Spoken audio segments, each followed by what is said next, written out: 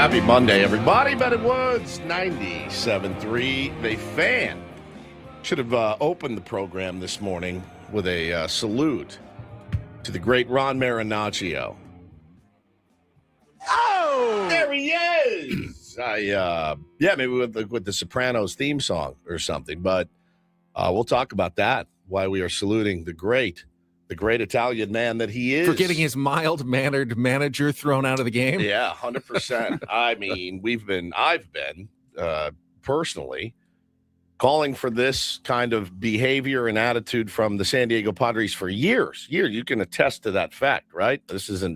I've not been shy about expressing my displeasure with a lot of our stars getting hit, getting thrown up and in at, and nothing ever being done about it. And now, Ron Marinaccio, man, you've cemented yourself in at least you're in my good graces, which I know is important to you. I know that's important to Ron Marinaccio. Woke up this morning, got some gabagool. And then I woke up the next day and got some gabagool. Keep waking up, keep getting different types of gabagool. I even got some gabagool from Scooby-Doo. It's incredible. Incredible. So shout out to the great Ron Marinaccio this morning. I'm Woodsy. That's Paul Reindl, executive producer. Quick on the draw as usual. How are you, Paulie? Hey, how are you? Doing great. Ben Higgins, your friendly neighborhood sports anchor, joins as well. Benjamin, how are you? Good. It's nice to start with a second straight guttural yell at the end of a series. It's been quite a while. Yeah, man. Great point here in the chat by Gary. Sports overload this weekend. I mean, absolute sporgy happening on our television sets. It was great, and I watched a ton of it. I actually did. I got a chance to watch a lot of soccer, watch a lot of basketball. Somebody's obviously invaded my body. Spent an inordinate amount of time at baseball fields this weekend. I played a game, coached a game, was at the fields a lot. It was awesome. It was a perfect weekend. You felt like you were cheating on any sport. You watch one sport, you're cheating on another sport. You're exactly right. I should be watching baseball right now, but wow, this soccer game's pretty good. Right. Or I should be watching basketball, but I mean, it was constant this weekend for sure. Yeah, it was. It was crazy, and the basketball game was legitimately one of the best I've ever seen in my life.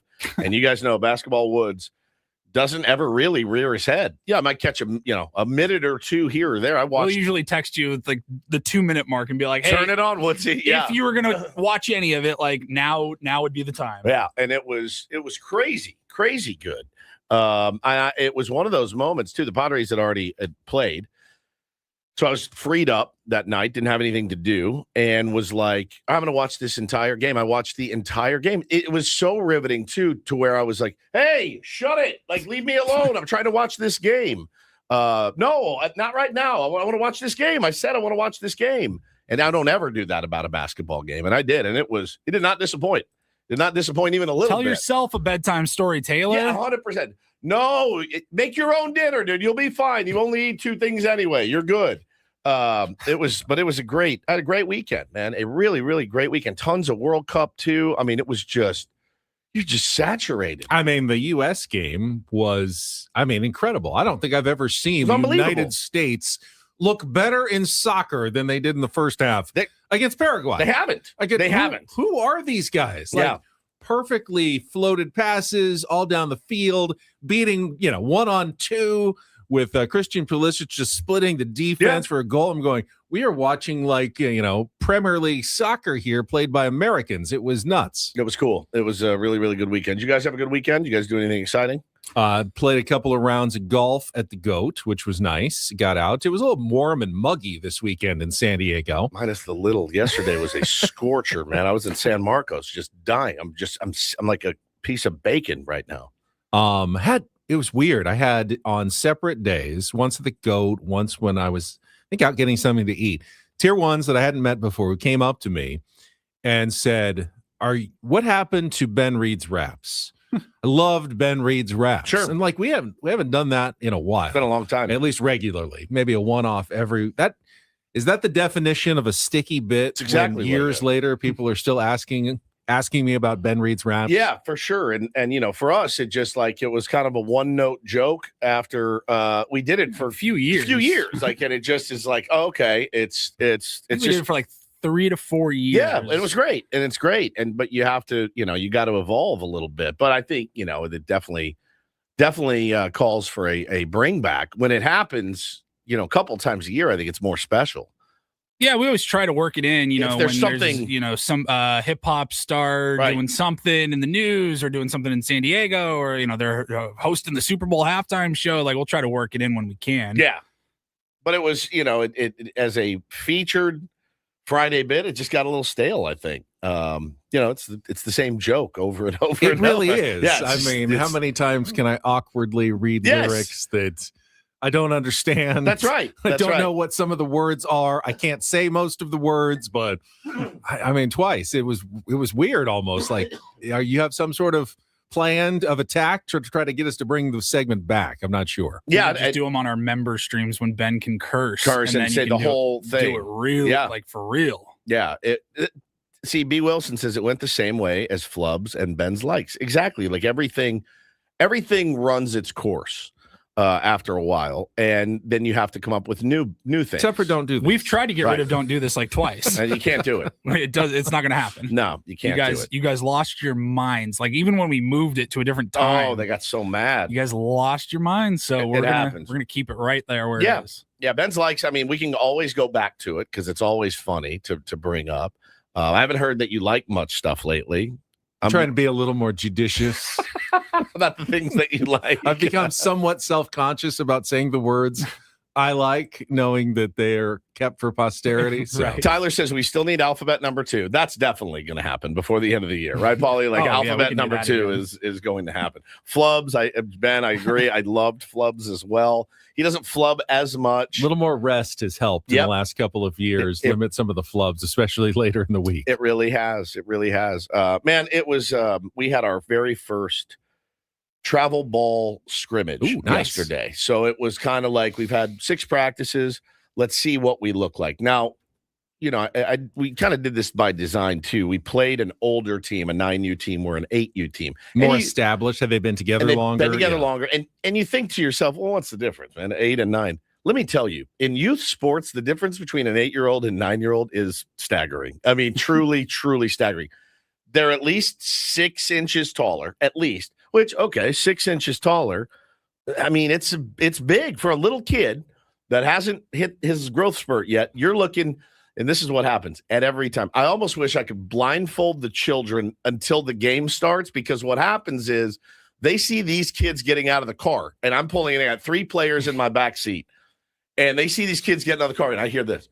That's who we're playing. And I'm like, we haven't even started. You guys have already lost. You already lost. You've lost the game. And they're like, geez. Then they're warming up, and you see every kid on my team side-eyeing, watching them warm up. They're like, oh, my God, they're like giants. And I'm like, that's it. We lost.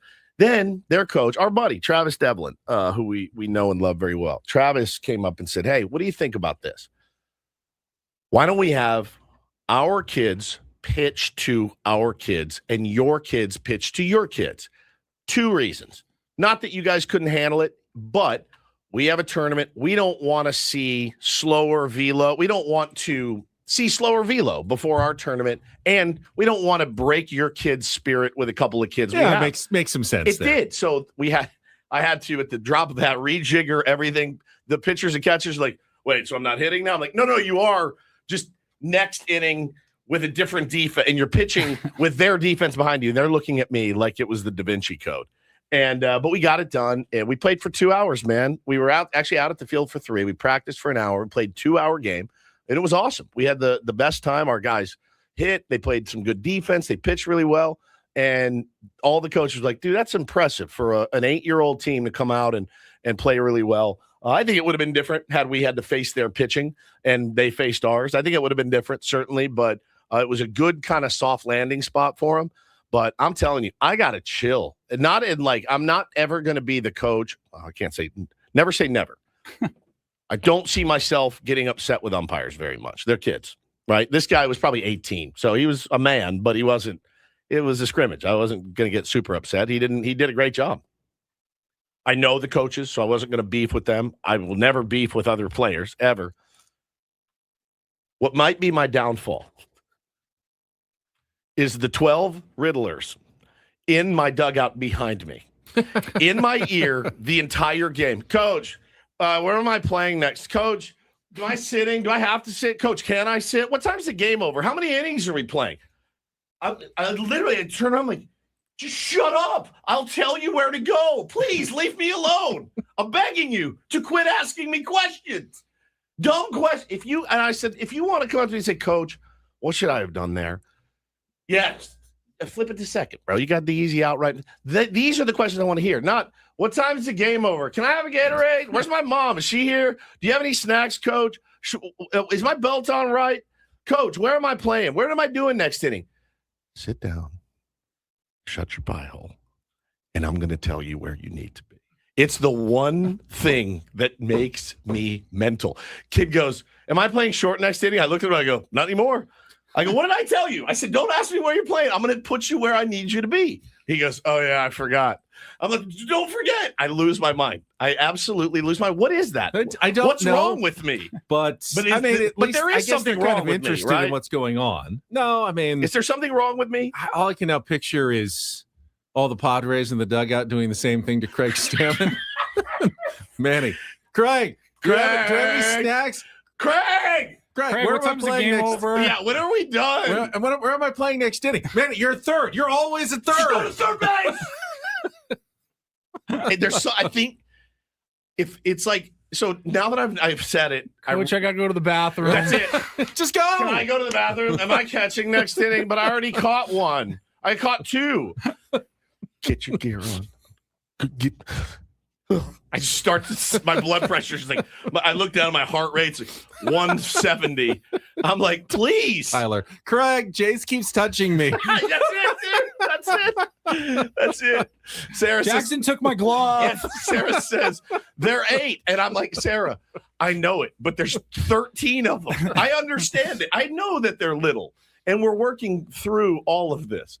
I'm just sharing with you that is what's going to put me in the grave, or like before the inning. Hey, bud, you're catching next inning. Okay, coach, I'm in. Great, thank you. Inning starts, my pitcher goes out. I go, why is Coach Graham warming up the pitcher? What are you doing? What? You're catching. Oh, yeah, that's right. Then it's 40 minutes to put the gear on, and it's just like, oh. I'm trying to teach them I want to teach them eventually. And listen, we got the lineup hanging and the positions and where they go.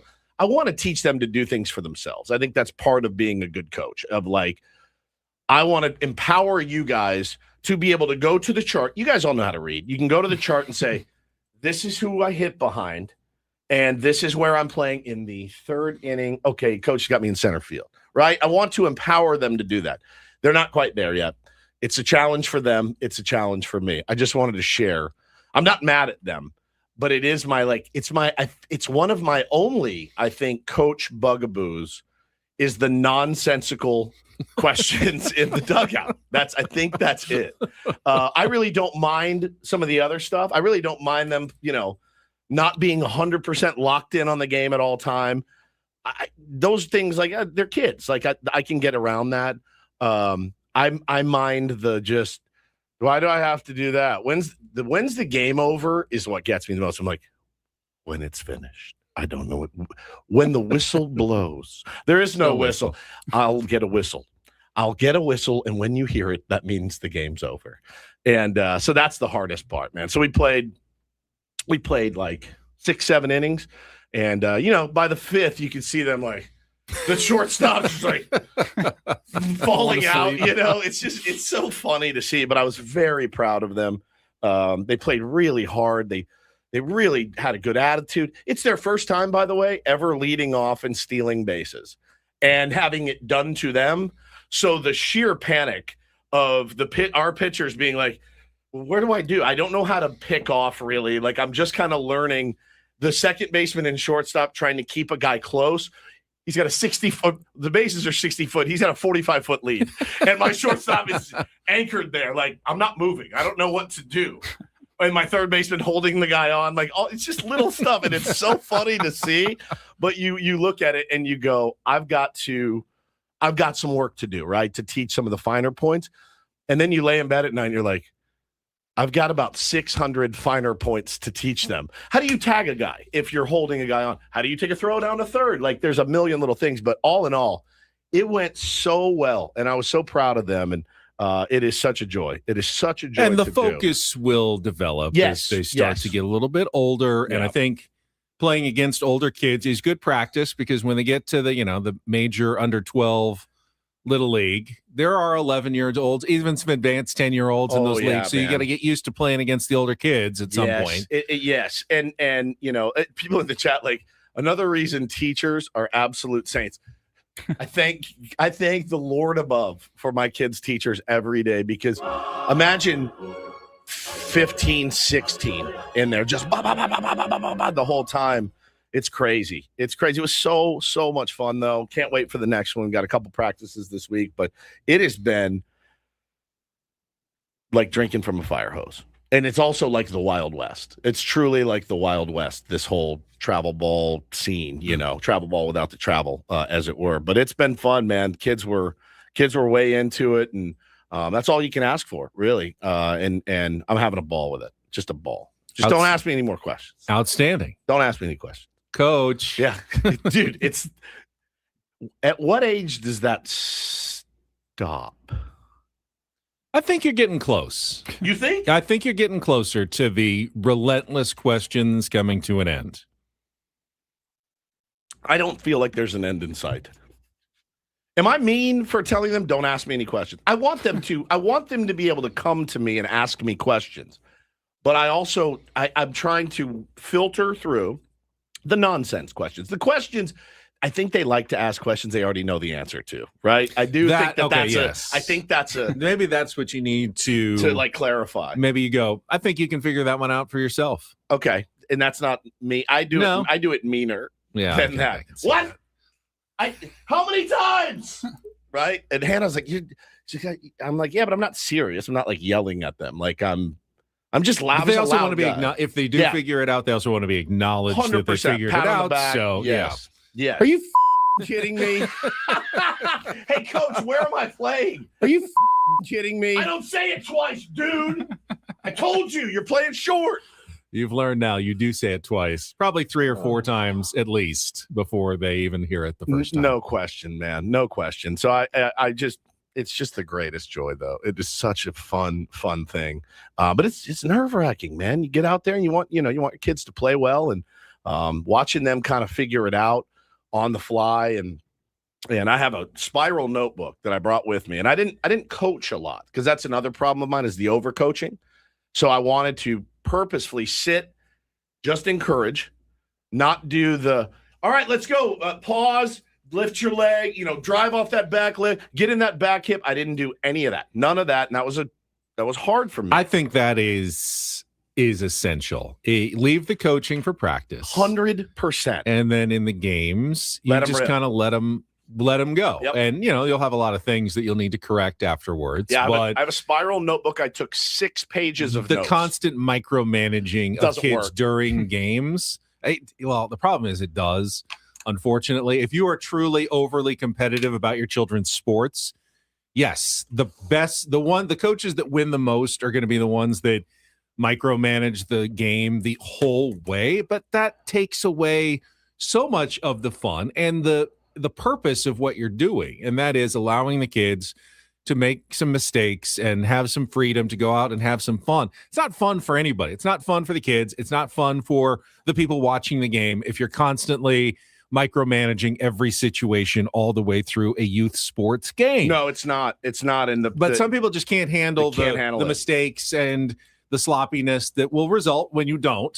But you have to be able to be okay with that, and then make a list of all the things you want to address at the next practice. Hey, hey, in the 3rd inning we did this. This is how we should do it next time. But good for you for trying not to that micromanage. But everything I read, every single thing I read is, hey man, coach them hard in practice. when it's game time, let them play. There's already enough pressure in a game. And I go, that's so brilliant, because you do see it.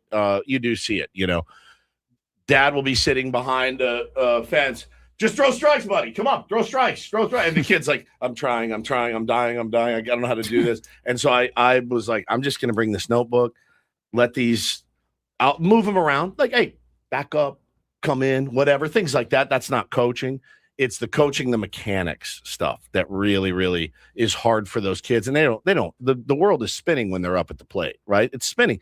And when they're on the mound, you can hear your heart beating, And so that was a conscious effort by me yesterday to just sit, not quietly, but take notes and offer encouragement. So I'm working on all of that, but it's so interesting. Well, so interesting. Since we did have so much happening this weekend, we should probably get started. Jam. Not just a Padres series victory. We have an NBA champion. We have a Stanley Cup champion.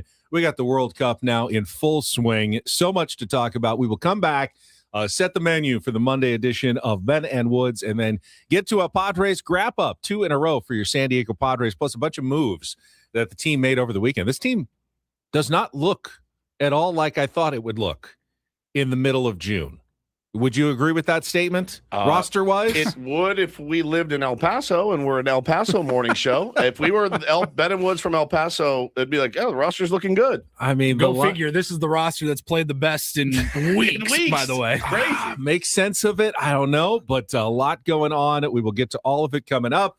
Getting things started here on a Monday. Glad to have you with us, Tier 1s, on San Diego's #1 sports station, 97.3 The Fan. First, San Diego, an incredible place to live, but let's be honest, not getting any cheaper. Housing, healthcare, taxes, groceries, it all adds up. And when people start thinking about retirement, the one fear that rises to the top: what if my money doesn't last? That's where Trajan Wealth comes in. TRAJANwealth.com. Trajan Wealth's fiduciary advisors help people build retirement strategies designed for today's reality, factoring in inflation, market uncertainty, and the real cost of living right here in San Diego. What's the point of making a plan that's not going to work where you want to retire? They take the time to understand your goals and your needs, because no two retirements look alike. Trajan Wealth has offices at Liberty Station, Carlsbad, and Del Mar, and they work with people who want confidence and not constant financial stress. So, this been on your mind, start with a phone call. 855-TRAJAN-1. That's 855-TRAJAN-1. Or just go online at TRAJANwealth.com. Trajan Wealth. Plan smarter, dream bigger. Advisory services through Trajan Wealth, LLC. Additional services through Trajan Estate and Trajan Tax. Actual client, paid advertisement. Additional disclosures at TrajanWealth.com.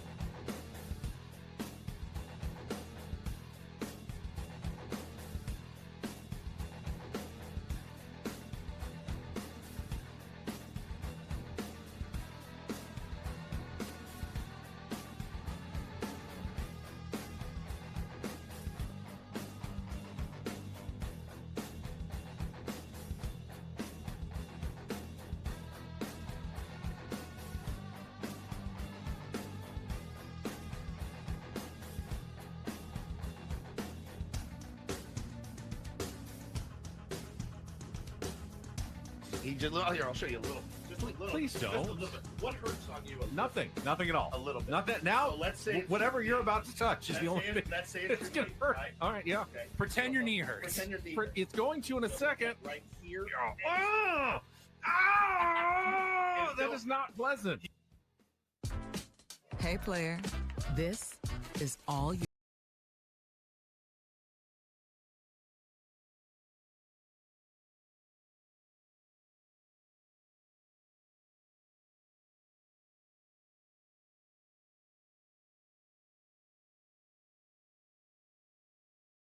And this pool on this roof.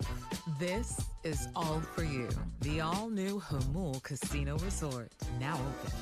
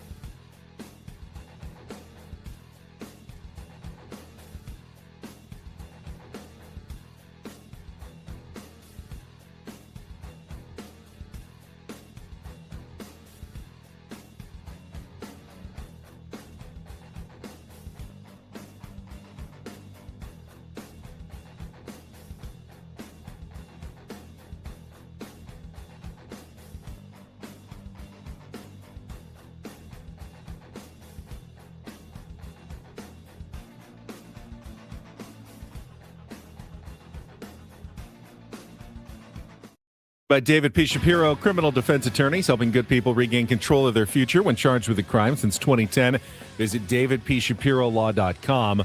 Now, plenty of moves for the Padres this weekend. I mentioned I was playing golf on Saturday morning, and so I started watching the game, and just as golf ended, I turn on the game, and I'm watching, but I had missed any pregame moves. I didn't see what happened, and all of a sudden, coming into pinch hit on Saturday is someone named Nick Solak. I am extremely confused because generally I see every Padres move, very early in the day. I know what's going on with this team. I'm pretty dialed in, as you and Paul are both pretty dialed in with the San Diego Padres. I can't tell you the last time someone came to bat for the San Diego Padres in a game and I was watching. It may be decades.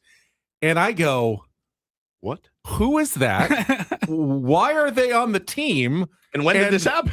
And that's a nice sacrifice fly. Yeah, really nice work. What is going on here? So I totally missed the Miguel Andujar to the injured list move. Although I had been wondering for a few days since he hasn't been in the lineup. He's pinch hit like once or twice, but clearly, and one time all he had to do was jog to first and back to the dugout. An intentional walk, and clearly that hamstring issue was not getting better quickly enough for the San Diego Padres, which is why they eventually had to make that move over the weekend. I mean, let's go over the roster as it stands today. You've got Nick Solak, you've got Samad Taylor and Jace Bowen, who came up last week. You've got Blake Hunt is on his way up. That is a scary name to say live on the radio. I will tell you that right Blake Hunt? Now. Blake Hunt will be coming up today. I'm assuming will be in the lineup. Mike's brother. Oh, I think you probably maybe can squeeze one more day out of Rodolfo Duran, especially considering he's homered the last 2 days. Give him another chance. But at some point. But he'll be up, though. You're going to need to play Blake Hunt this week behind the plate. Blake Hunt will be up and to Blake Hunt will make his debut. Hunt, comma Blake will be there to play with the San Diego Padres. Who am I missing? Pitching wise, is there somebody else? I think that was all the moves. I think that's all the moves. But yeah, I mean, Freddie Fermin's on the concussion list. Man, that was unfortunate. Andujar's hurt. Yep. I mean, Bryce Johnson's gone. That's right. You know, there's nothing. Will Wagner's up. That's right. Yeah, there's nothing that you can do about foul tips that are going to get catchers on the mask. Bad luck, but that's part of the position. To take one in between innings on a bounce from Yuki Matsui during a warm-up, honestly, and then getting you under the helmet, honestly, that is like, I saw it, and I think the natural reaction, come on, Yuki, and I went, man, that's on Freddie for me. The head turn away, and I get it, man. He's spiking one in warm-ups. It happens. It's happened a million times. You don't even need to make a play on that ball. You can totally just give up on it. I think he was trying to get out of the way of it as opposed to taking one in the mask again. Turned his head, and boom, in the kind of the look, it got like up under, like the half neck, area, half throat. Yeah, it was really. He did. He spiked that ball. He's trying to. Again, you're trying to get a feel for your splitter, and a good spiked splitter is actually a really effective pitch. Not that short. And it just got the long hop on him, and he turned his head, and it was just a freak accident. It's not Yuki's fault. I'm sure he felt terrible, but Fermin had been, he's been beaten up, as all catchers are. You saw Basayo this weekend just get crushed as well. It's a really tough position, and it was a bummer to see because Freddie had been playing better. Well, we'll go through the whole weekend, starting with yesterday's 5-2 win to take the series yesterday with our wrap-up in just a couple of minutes. Well, Bill wants to know an update on Campy and an update on Crony. We had AJ on Friday. Campy's close. I do believe he is close. That's what everyone keeps saying, although it feels like it's been a couple of weeks where they said, baseball activities getting close to returning. They need Campy back pretty fast. Pretty soon. And then Crony is not that close from my understanding. Kept doing some grounders, swinging the bat a little bit. Improving for sure, but it sounds like he's got a number of milestones still to get past before they can even think about, not just getting him back to the major league level, but he'll need a minor league rehab. He may be done assignment for the season. Crony, I hope not, man. I mean, we're almost to the halfway point, and he did get good updates yesterday from Kevin Acee on Nick Pivetta and Joe Musgrove. They're both into long toss. Nice. Which, while is still a ways away from returning to the mound, it does show you they're progressing. Like, they haven't been stopped when throwing, 60 feet. Now they're moving back. And if things had gone poorly, they would have shut them down again. So the idea that they're progressing toward, getting back into some bullpen sessions probably, and then they'll need some minor league rehab. Kevin said, they're on track probably more for an August return than a July, which I think is what AJ kind of told us on Friday was what they were looking at. That's probably a little optimistic, but hopefully you see both of those guys back in August because it does feel like the Padres are going to need more starting pitching help at some point, that they don't have enough to carry them all the way through the season. It is interesting that Nick Castellanos was released when this would have been, a good time for him to get ABs. I mean, again, you ask yourself, do you want Casty or do you want Nick Solak? I think I want Casty. I do. I don't think that's a stretch. If those are my only two options, I think I'll take Nick Castellanos.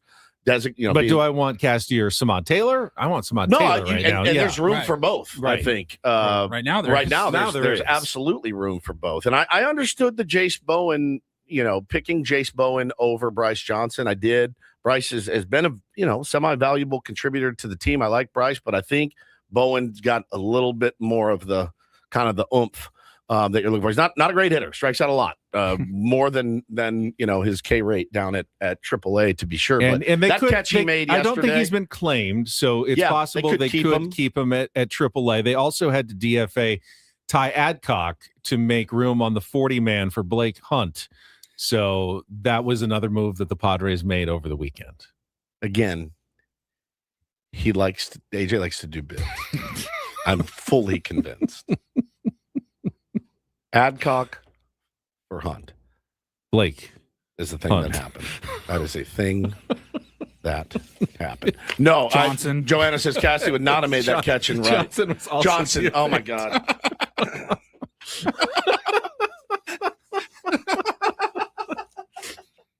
Johnson DFA'd Adcock. BJ. Yeah. Yeah. Joanna says Cassie would not have made that catch and right that Bowen made. No. Cassie for designated hitter over Solak. Jace Bowen playing outfield and Samad Taylor playing outfield. Those guys can absolutely fly. But yeah, it's an odd looking team right now. There's just no doubt about it. But those guys they got it done, man. They got it done 2 out of 3 games. And watching guys that are so happy to be in the big leagues and willing to do whatever you need them to do is pretty. It's fun. It's not sustainable, right? It's not something that can last forever. I don't think if you're AJ Preller or a Padres fan, you go, well, we're set.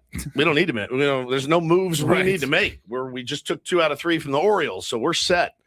With the guys that we have right now. We have 2 need to make. Yeah, there's still a lot of help that this team needs if they're going to get to where they want to be.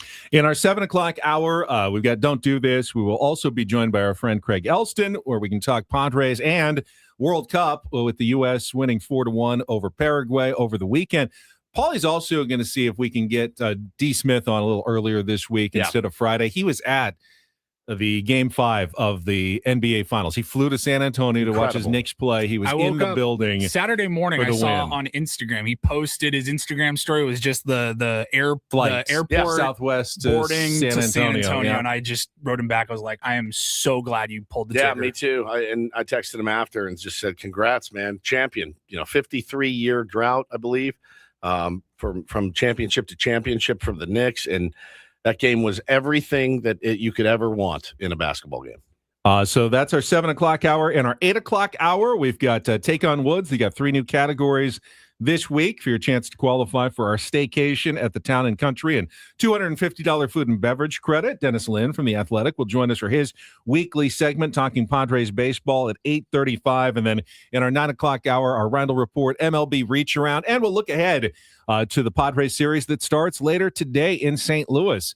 A sneaky, really, really important series because the Cardinals are currently leading the NL wildcard standings.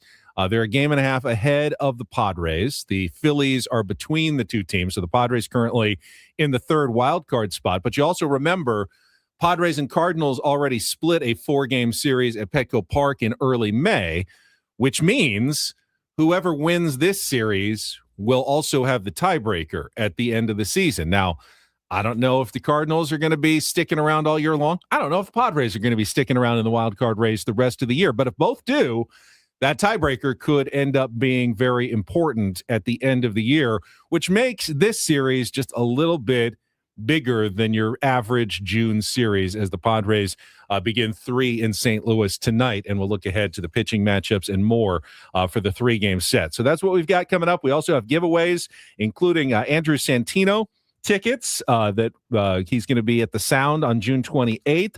It includes same-day admission to the San Diego County Fair. All guests on Ben and Woods appear on the SDCCU fan hotline It's not big bank banking. It's better. All right, let's check traffic. And then when we come out of that, we got a Padres Wrap-Up for you from yesterday's 5-2 win right here on San Diego's #1 sports station, 97.3 The Fan. From the 855 Get Ross Traffic Center. Injured? Demand justice. Demand Jurowitz. 855GetRoss.com. In San Diego, the 805 northbound a bit sluggish in spots between the 94 and the 8. The 163 southbound a bit slow through Balboa Park. I'm Sam Tidrick, Odyssey San Diego traffic. Traffic brought to you by the Oceanside Police Department, now hiring lateral police officers. The Oceanside Police Department is accepting applications for entry-level police officers. Base pay up to $123,000 a year with full medical, dental, and vision, and a full retirement plan. Go to joinopd.net for more information. I love winning, man. I love winning. You hear what I'm saying? It's like better than losing. Are you ready? How did things play out in yesterday's game? I liked last night's game. It's time for the Padres Wrap-Up with Ben and Woods. You guys are the voice of San Diego. Brought to you by Hamul Casino Resort. Hey, player, the rooftop pool's open. Day passes are available, and the spa is calling your name. Hamul Casino Resort, the player's place. Here's the 1-2. Duran swings, hits it on the ground, right up the middle, kicks off the second base into right field. Taylor rounding third. He'll come in to score. Duran trying for second. The throw, the tag, and the ball kicks away from Henderson.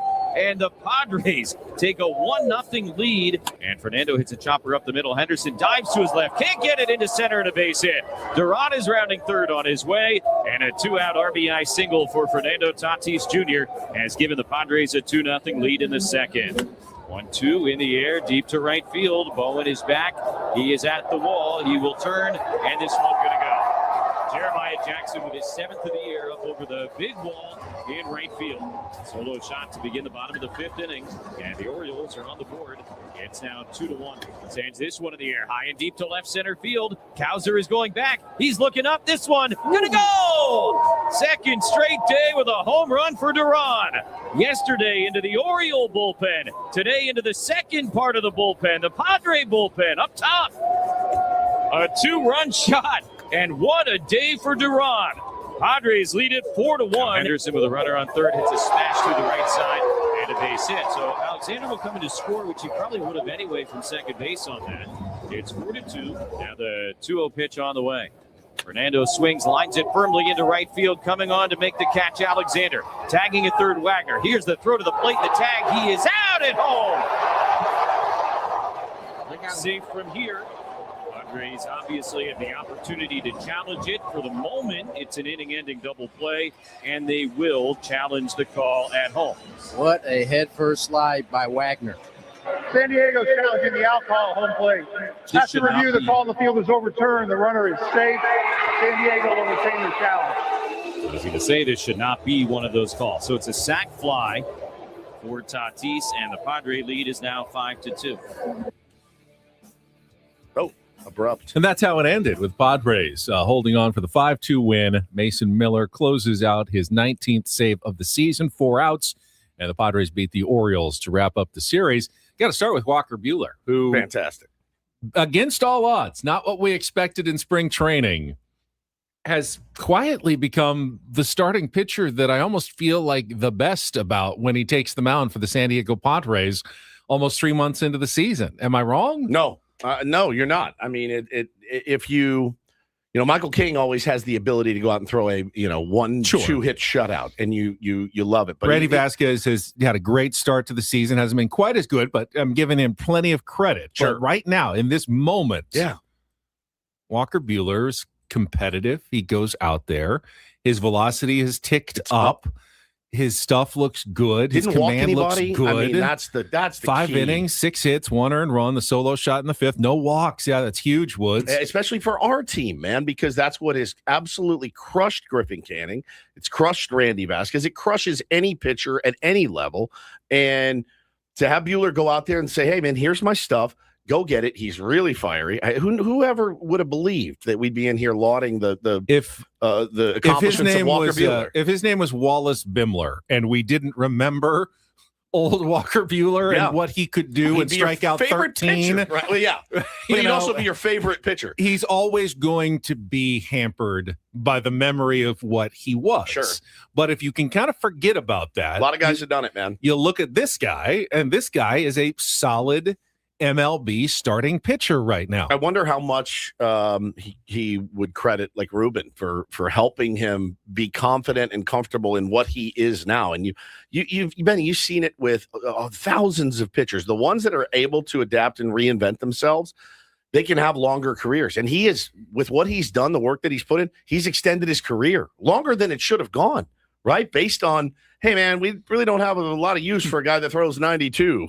We just don't. Sorry. And he's, like you said, he's been working. He's got his velocity up, but the command, the competitiveness, him screaming yesterday at Tavares for swinging at a 3-0 pitch. I was like, what is he doing, man? He's out of his mind. I think he was just caught up in the moment. Thanks for the gift. 3-0 pop out is what you dream of as your pitcher. You should have been saying thank you. Like, thank you. I appreciate that. I was scuffling a little bit there, but he was like, he's pissed. He's got a little of that, pitcher craziness that we see. Yes. Max Scherzer, Kevin Brown, there are red ass. Yeah. Jake Peavy. And it's not rational sometimes, dude, but it's not necessarily the worst thing. I watched something the other day. Oh my God. I watched something the other day, and I think it was, I can't remember who, somebody that like, I made it to the big leagues and I'm facing Jake Peavy. And I've never seen a pitcher scream at me before. And I'm in the box. Like I'm a couple days into the big leagues, and Peavy is like throwing. He's like, "F you! You're supposed to swing at that." And he's like, "I lost my mind. Like I'm terrified." It was Peavy and Lackey, guys that were screaming at him, and I can't remember who the hitter was, but he's like, they were crazy. And you're a rookie. You're just trying to stay, and you're up there, and this guy is just furious that you didn't swing at his 3-0 changeup and he walked you. He's screaming at you. And you're like, bro, I'm just trying to have a good AB here and stay. I think it was TK Hernandez. And he's like, I'm just trying to stay up in the big leagues. Walker's got that in him. And he was hot. Is that designed so when the hitter like makes weak contact and like, hey, I just got out of there alive. Hey, yeah, I hit it right to the shortstop, but he didn't strike me out. And I feel okay about that. But is that a win for the pitcher when batters go up there and they lower their expectations because, hey, I'm kind of intimidated. I just want to get I just want to make some contact up there. And the pitcher kind of wins the battle before it even starts in that case. Maybe, but also how many times, like, I've never been good enough at anything to really run my mouth about it. Like on the sports field. I've never been like, here comes the heater, MFer. Because I dare you to hit this. That guy will hit it 400 feet. If I did that, here it comes. See what you can do with it, you little bee. Throw a 2-seamer. The guy's going to park it. I mean, I don't have it. I'm competitive as anybody, but I've never had the ability to be like, you're at the plate, like, throw me. Go ahead. Throw it to me. I'm gonna. Never. I've never had that. I thought about that like a few weeks ago when we had Brett Boone on, and for whatever reason, we were talking about wearing a cup while playing baseball, and how most major league infielders don't wear cups. Yeah, and it's like an ego thing. Mm-hmm. They think I'm so good. I'm that good. There's no chance this ball is going to take a weird hop and throw me off and hit me there. And I go, I've never felt that confident. Never in anything. Let's test the theory in right anything. Now. Oh, I just missed him. Oh, got him. See, you did. Wear your cup, man. I even gave you a second shot. I heard and he still couldn't get his glove in front of it. You did. You got it. Did I get it? Yeah.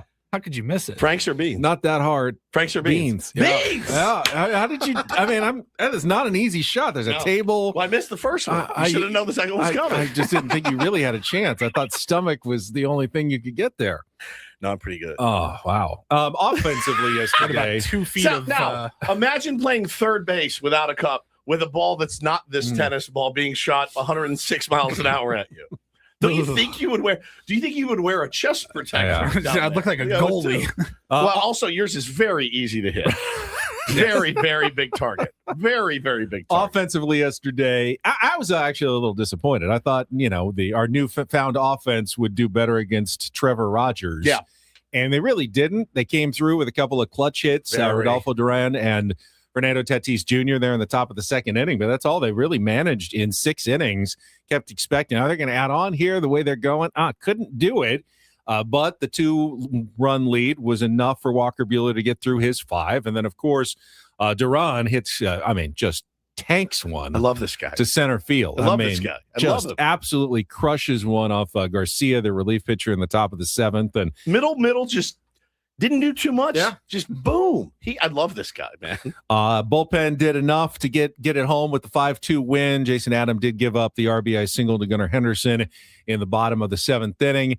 Nice job, though, by Bradley Rodriguez to escape that 6th with Colton Cowser and Jackson Holiday. Both striking out with runners at second and third. Yes. Really nice job by Bradley Rodriguez. One of, I thought, his biggest step-up moments of the season. And then they went to Morejon, got the last out of the 7th, first 2 outs of the 8th. Wasn't sure after a little bleeder single that brought the tying run to the plate. It was 4-2 at the time.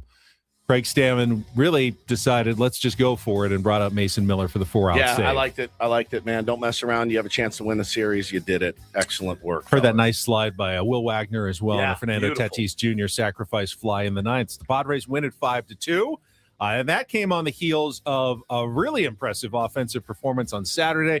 We'll get into that and more in hour number 2, broadcasting live from the Bill House Studios. We know how. Bennett Woods on San Diego's #1 sports station, 97.3 The Fan.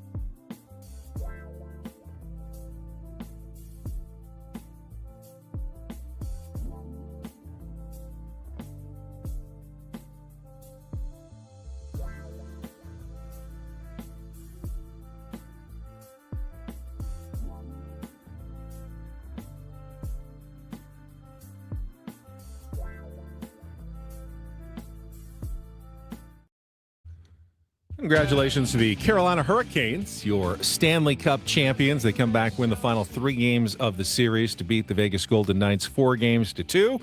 3-0 shutout last night in Game 6 to clinch their first championship in 20 years. Jordan Stahl gets the Conn Smythe Trophy as playoff MVP. I always think it's a cool story, though. Their coach is Rod Brindamore, who was won as a player with Carolina 20 years ago, became the coach, and now has won as a coach as well. Their rookie goalie, what's his name, Brandon Busey, who came in, undrafted rookie, put him in when they were down in the series to shake things up after they were down 2-1, and he wins the last 3, including his first career playoff shutout in the clincher, stopping 22 shots yesterday. That's a pretty cool story. So we are now done with all playoff season with basketball and hockey completed over the weekend. Baseball gets to be the star of the show. Well, actually, no, the World Cup will be not the for star a few weeks. of the show for many, many weeks to come as well. And for good reason. I mean, for good reason. It was a really fun week, and I could not keep up with the World Cup schedule. I follow along on Twitter with a lot of my friends are huge footy fans, and I didn't ask them, but it sounded like their day was like spent on the couch watching soccer match after soccer match, much like the NFL season, right? You're like, I just bed rotted for 12 straight hours and watched 4 football games. I watched, I watched more than I probably thought. It wasn't just the obviously I watched the U.S. game, but after that, I flipped on a bunch of different games over the weekend. I was watching that Japan-Netherlands game yesterday, which was good, both back and forth, both scoring 2 goals in the second half. To keep it simple, basically right now we're in a little pattern where every day there are 4 games. So 2 groups will play their first game today. The biggest match today is going to be Iran versus New Zealand up at SoFi Stadium. The country that, apparently there's a peace deal, but it's very intriguing that their soccer team has to come to the United States, a country they're at war with. And they said, hey, we're just soccer players. We just want to play some soccer. And then tomorrow, there's 4 more games. Defending champion Argentina gets underway against Algeria. And then Wednesday, they'll wrap up the first go-around. Every team will have played once by Wednesday. That will include England against Croatia in that matchup on Wednesday. And then we'll start over on Thursday with the second game of 3 in group play for every team, including Mexico against South Korea. That'll be a big one. And then leading up to Friday, when the United States will play Australia on Friday's game. And the winner of that is assured of going on because they both won in their first match. If you go 2-0, you can't not finish in the top 2. So that would automatically advance you into the second round, the elimination stage of the World Cup. I'm glad that you're here to explain that all to me. Smarmily, remember? Yes, Smugly, Ben, like you said last week. Ben Smuggins. Doing some Ben-splaining for you. But 12 times 4 is 48. Very good, Very Emily. Good. You like math. Check out the big brain on Emily. But let's get back to the San Diego Padres, who had a breakout game offensively on Saturday. Little fireworks. Against Trey Gibson. I mean, you get 2 home runs in the first inning. Jackson Merrill coming home. That was beautiful. In front of all of his friends and family with a 2-run shot going the other way. And then Samad Taylor getting his first career home run. And you're up 4-0, and you go, feels like we haven't seen this in a long time. Well, that's true. You really haven't seen it at all from the San Diego Padres this year. Yeah. Early offense against a starting pitcher. And then, of course, Randy Vasquez gives up 2 in the bottom of the first. Correct. Oh, no. Here we go again. But after that, he settled in, ended up going a solid 5 innings, of work, and the Padres continued to add on. Samad Taylor in the 5th inning with an RBI single with the bases loaded, just a blooper, but made some contact on it. Then you had that Nick Solak sacrifice fly, and then you had solo shots later in the game from Gavin Sheets, Rodolfo Duran, and Manny Machado going deep in the 9th inning. In his return, Gavin Sheets, also a Baltimore boy who was sleeping. He still lives there, sleeping in his own bed. He grew up when his dad was basically like an Orioles alum and lived and did a bunch of stuff for the Orioles. So he spent a lot of time at Camden Yards growing up, and that's kind of been his home. So he still lives there. So that was a nice little homecoming game for all 3 of them on Saturday. Yeah, it was. It was cool. And obviously the story du jour of the day was the up and in from Gibson to Machado, knocking him on his rear end. The really, really 94, 95, I think, to the back of Xander's helmet, which was excruciating to watch. And these were all from Trey Gibson, their starter earlier in the game. And again, I mean, young pitcher, okay. The one thing about the Xander one that I didn't like, that in my opinion, looked bad, just optics-wise. Xander gets in the box. He's not engaged. Gibson's ready to pitch. Umpire gives him the, hey, hang on. You got to be engaged. Yep. Eyes, you look at me, you look at him. Next pitch goes at his head. Optically, it doesn't look great. Now, you saw the Padres dugout react strongly.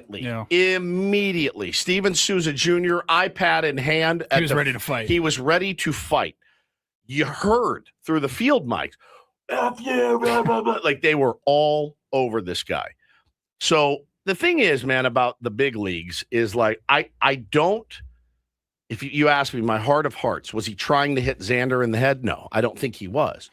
At that level, it's, hey, dude, figure it out. He had he walked five guys walked five and guys. hit a batter. Yeah. Guy had very little control throughout the game. No, I thought it was so gnarly. And Xander laying there, and I thought it got him in the neck. I thought it got skin, like in the back of the neck. And I go, oh, man, there was actually a close-up of the helmet. You could see the seams on it, man. On the helmet, it was bad. And he's laying there on the ground, and you're sick to your stomach. You're just absolutely sick to your stomach because we had guys out and guys have been banged up, and this whole team is in the MASH unit right now, Benny. So you can't afford to lose Xander Bogaerts, slump or not or whatever. You just can't afford to lose him. And it was really sick. But I will give credit where credit is due. The guys came back and responded, and again. So what do you think happened in the seventh inning? Because nothing happened for a couple of innings, and then in the seventh, I believe Brad Glay was on the mound. Yep, he was pitching to Gunnar Henderson, and there was 2 outs and nobody on. Yeah, he went in hip about hip height. Yep, went in on him twice, didn't get him. Tried to dot him, and then stopped at 2-0. And then he then started throwing. Struck him out. No, he got on, didn't he? And then I thought he struck him out. Did he strike him out? Okay. Him. And then nothing. No, he did walk. I think he walked and then Pete Alonso brought him home with a double, I believe, off Brad Glay. Okay. Yeah. Well, yeah, I believe Pete Alonso that's right. brought him home with a double. The walk, and he was pissed and all that. That's right. He did. So because he was ahead in the count 2-0. Yeah. So Brad Glay gives up on trying to hit him, we think. I mean, we don't know what the intentions are, but after a couple of pitches, just stop doing it. And then nothing happens again until the 9th inning when, again, 2 outs, Ron Marinaccio is on the mound and Gunnar Henderson comes up, could be the last batter of the game, but he gets drilled, right in the ribs, and the umpires confer for a moment and eject Ron Marinaccio from the game. So I do. That was a tough one. I do think he did that on purpose. I don't think there's any question. I will agree with Craig Stammen in the fact that, hey, man, if you were going to warn us, you should have warned us when Brad Glay went inside. That means that you, umpire, didn't think that was intentional. So you had deemed right then it wasn't intentional. So you get to the 9th inning, Ron Marinaccio hits this guy. Now you're saying it was intentional, but we just had this last inning and you didn't think it was intentional. Why not just warn us then? Yeah, it's tough because I think and Craig doesn't want to go to another reliever there. He does, of course not. And he did. It's the last thing he wants to. Which is something. That's what you say because all you have is Mason Miller and Adrian Morejon. That's right. You don't want to burn those guys, and that's what you say if you're Stammen. But we all know Marinaccio was trying to dot him there. Yeah, I think we all agree. Did Marinaccio act on his own, or did Craig Stammen order the code red? I believe he acted on his own. Yeah, I do. I believe he acted on his own, and I think I tip my hat to him because protecting your players is something that this team in particular, and you can, and listen, there's no doubt. I had people in my mention saying you don't throw a ball at another guy. All right, fine. If that's your opinion, I can get behind that. I'm not there, but there is a part of me that goes, bro, you don't get 3 chances to dot something. Try to get him if the first time. If you miss the first one's kind of on you, right? You miss the second one's on you. But Marinaccio again was like, no, I'm not letting this go. This team in particular has had an issue with it. We've talked about it since we've been a show, 8 years. I've railed against it. Like, how many times are you going to see Fernando Tatis Jr. up and in on his ass? Nobody does anything. Nobody even moves anybody's feet. I'm not even saying been more Manny in this series and of late, where he's been knocked down a bunch of times. And my thing is, okay, fine, don't hit him, but move their feet like they move their star players' feet a little bit. There's nothing wrong with that. Pitching inside is part of the game. You have to do it. You will not be successful if you can't throw inside. But I can, if that's your opinion that guys shouldn't throw at each other, okay, fine. That's your opinion.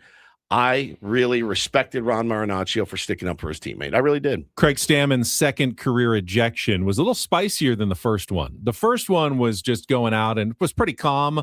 He had to get ejected for arguing. It was a replay challenge, remember the first time? But this one was a little spicier. Saw him cover his mouth. He was not trying to give away any of his bad words, but I think he actually did say a few of them to the umpire during his argument. You caught a couple of them on the side replay. Man. So, it wasn't totally effective in terms of covering his mouth. He really, really doesn't want to be on John Boy. And I think it's effective for a quick argument. When you're out there for 6 minutes, and then I was like, all right, this is looking ridiculous. Now we're looking ridiculous. Now and you can see the ump smiling. We should get him, like in COVID, when he had the mask, when he goes out on the umpire, then he doesn't have to he can just wear one of the masks and just let it rip. Now, do you think he doesn't want his kids to see it? Is that the issue? They don't want, he doesn't want an online record of dad. He said verbatim, I don't want to end up on John Boy. He said, I don't want to end up on John. Okay. But after a while, bring that sheet out. He doesn't want to end up on John Boy, but why doesn't he want to end up on John Boy? Who is he afraid of offending? I think it's probably his family. He doesn't want anything that he thinks reflects poorly on him. But they know that's part of the job. Part of the job, I think. Hey, my dad's a baseball player. He's going to have some salty language from time to time. I don't think it reflects poorly on a guy that is screaming or yelling. I don't. I think people. You got to get your point across sometimes. And, but I thought it actually, after a while, I go, all right, it's too much. It's too much. Just let it rip. And he would drop it for a second, and then the camera angle would pick him up, and he would cover it again like this. And he was out there so long, I thought he was automatically ejected, as soon as he left the dugout, and I just didn't notice or I didn't see it. No. And I'm like, oh, now they rang him. I was like, he was out there for 4 minutes, it felt like. David said, pretty sure he was telling the ump to toss him. That was a long leash for how animated he was. Yeah. I need you to throw me out right now. You have to toss me.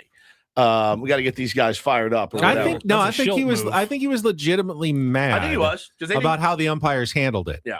I think he was disappointed that they hadn't, they ejected without issuing warnings. And that is not standard procedure for the umpires. It's really not. If they thought something was coming, they should have already warned both dugouts. By the way, is any Padre fan alive surprised if he immediately points to Bradley Rodriguez and said, that's a warning? No, nobody's surprised. No. That's what you should have done. If you thought that there was intent behind it. The best thing would have been had Bradley just hit him with the first pitch. Yeah. And then probably both sides get warned, and it's over there. The fact that Bradley missed, which I don't think he didn't miss. He threw it where he wanted to. Just Gunnar happened to be able to dodge them on those pitches. But it really would have been over had Gunnar just taken it on the first pitch and been done with it. I think Bradley threw that first one too high. To be fair, it's not Gunnar. This isn't Gunnar's fault. It's not Gunnar's fault. No, I'm not saying it's Gunnar's fault. The second one was the perfect one. It was right at his butt, but Gunnar was now ready for it, kind of, and got out of the way of that one. It's, of course, not his fault, as he should, but had it just been done on the first pitch, and he hit him down in the butt, both sides would have been warned, and it would have been over. It would have been over. Now, I'm glad it didn't carry over into Sunday. Next day, because that's where you go, yeah, you do this. This is part of baseball. But if your guys are getting thrown out again the next day, and you get a brawl and someone gets hurt, that defeats the purpose of protecting your team. That's what you're protecting against, not trying to create more of. Yeah. It's funny though, the rule, whether it's spoken or unspoken, is you don't eject a guy until there's been warnings in a situation like that. Typically. Just like I thought about, was it 2 years ago, the Nationals thing that happened at Petco Park when Profar and Manny were getting into it with Keibert Ruiz, I think. Yep. And then both dugouts were warned, and the first pitch from Mackenzie Gore hit Profar in the foot. Yeah. And we don't think he was trying to hit him there, but we go, the rule is again, the rule. I don't know, spoken or unspoken. It's like, hey, if you warn him, the first pitch hits him, and you let him gotta go. He's got to go. And he didn't. And that was just as jarring to me. Maybe more. Finally, I go back to Friday. I'm glad the weekend transpired as it did and not, hey, they won the first 2 games, but if Friday's game had been yesterday, we'd all be feeling kind of bummed because it was not a good game. Griffin Canning was just a frustrating watch. I get they're facing big league hitters. You're going to give up some hits and runs, but to walk 5 guys just has not gotten it locked in completely yet. We saw some signs of Griffin Canning, like, okay, I thought we might have something here. Right now, I am questioning whether Griffin Canning is going to be able to figure it out and get going for the San Diego Padres, because that was a rough watch on Friday for me. When Griffin Canning makes you miss Herman Marquez, you know that you're maybe on your last legs at this point. So, no, it was really, really tough. The walks, man. The walks. Like, if they get you, they get you. But giving big league teams, free bags and free outs. And the Padres had their chances. They had 14 runners in scoring because they went 4 for 14. And the Orioles went 1 for 7. Usually you win games when that happens, but the walks were absolutely a killer. Shane Baz is good, but Padres had every chance many chances to beat him in that game. It was just a frustrating way to start the weekend. Glad we don't have to belabor that one because, clearly the Padres able to bounce back and take the series, but that was not a good game on Friday. No, not even. But it freed you up to do other things on Friday for sure. It did. Which is not what you want for us. And I get, for other Padres fans, it's a little different. For us in particular, Friday's games are always the easiest to flush. Yeah, because we know by the time we get back on Monday, there's going to be 2 more games that happen. We're probably not going to have to go deeply into detail on a Friday game. So if you're going to have a bad one, Padres, that's a good one. Fridays are the night for us. Good day to have. All right, let's take a timeout. When we come back, a little Don't Do This in our next segment. I'm actually going to put the skipper of the Orioles on Don't Do This today because I think, as interesting as it all was, he is under some fire for his comments after that incident on Saturday. All right, we'll get to that coming up next. Broadcasting live from the Bill House Studios, we know how. Ben and Woods on San Diego's #1 sports station, 97.3 The Fan. First, though, it is still not too late to take advantage of SDFatLoss.com's spring special and take $200 off their doctor-developed program to supercharge your metabolism and help you lose weight fast, up to a pound of fat per day and 10 to 20% of your body weight in just 60 days. Think about that. 2 months from now, it's going to be August. You're still going to have some summer to enjoy in San Diego, and you could be down 40 pounds like I was. I lost 40 pounds in 60 days, and it's all based on eating real foods from the grocery store. I ate a lot of chicken and steak during my 2 months. I even had a cheat weekend. They understand real life jumps in. They're not gonna scold you. They're just gonna help you succeed and get you right back on track. They did with me, and then once you lose the weight, they're gonna help you keep it off. Think about that compared to the GLP-1 injections, which can suppress appetite, but you're gonna lose muscle. And if you want to keep the weight off, you're gonna have to keep taking those injections forever and ever. Cost about $3,000 to $5,000 per year for most people. Why not just do a one-time program and take $200 off right now when you set up your free consultation at SDFatLoss.com. SDFatLoss.com. Results may vary.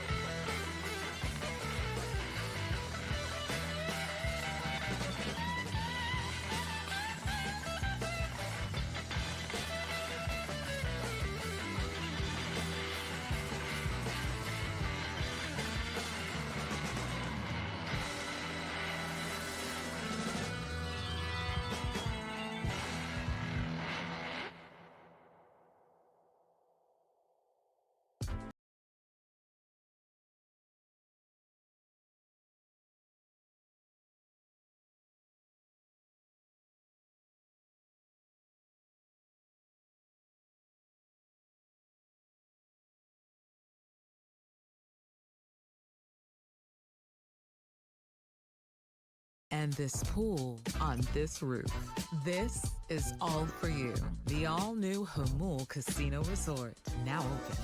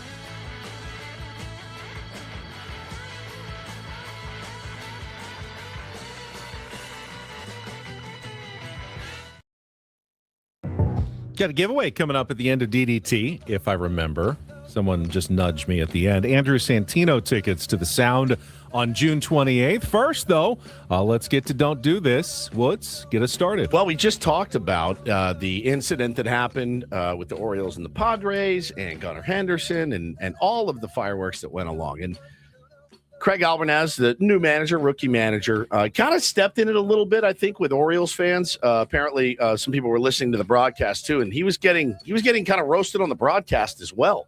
But so after the hit-by-pitch ejections in the ninth inning, he said, quote, Trey hit, well, should I do it in my Boston accent? Trey hit Bogarts in the head. The dugout didn't like it at all.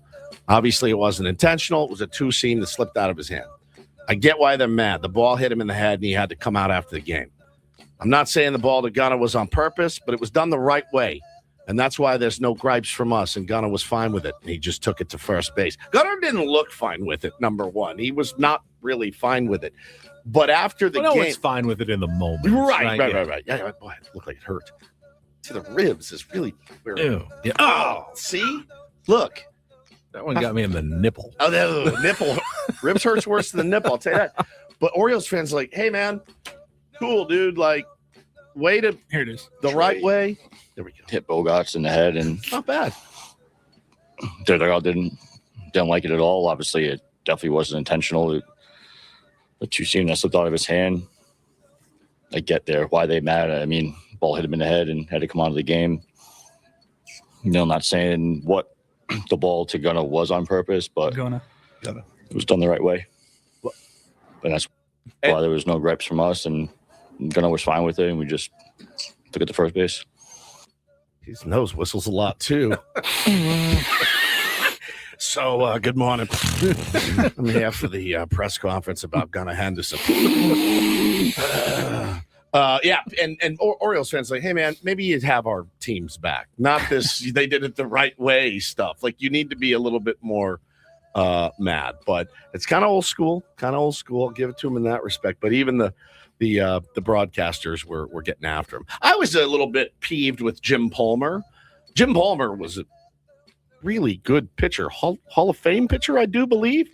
Him being so incredulous that Gunnar Henderson was hit, I was like, all you old heads do is cry about the way it's supposed to be, right. And then you cry when it happens to one of your guys. Like, you got to pick a side here. All they do is, well, back in my day, we used to let it police itself. It literally did, and now you're furious.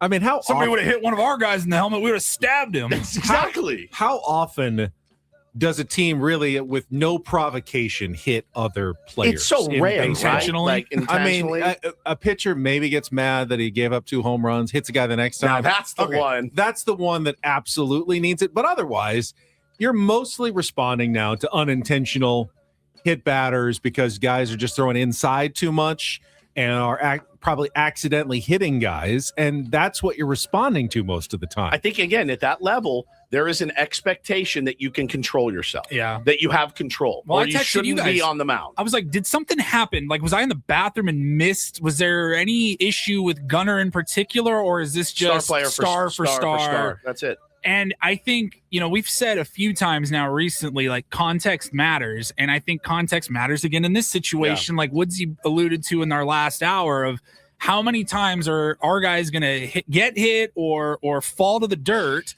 and get brushed back, and we don't ever respond? Because in a vacuum, like just that one instance on Saturday, I don't think it really necessarily called for the Padres responding. I don't think he was trying to hit Xander Bogaerts in the head.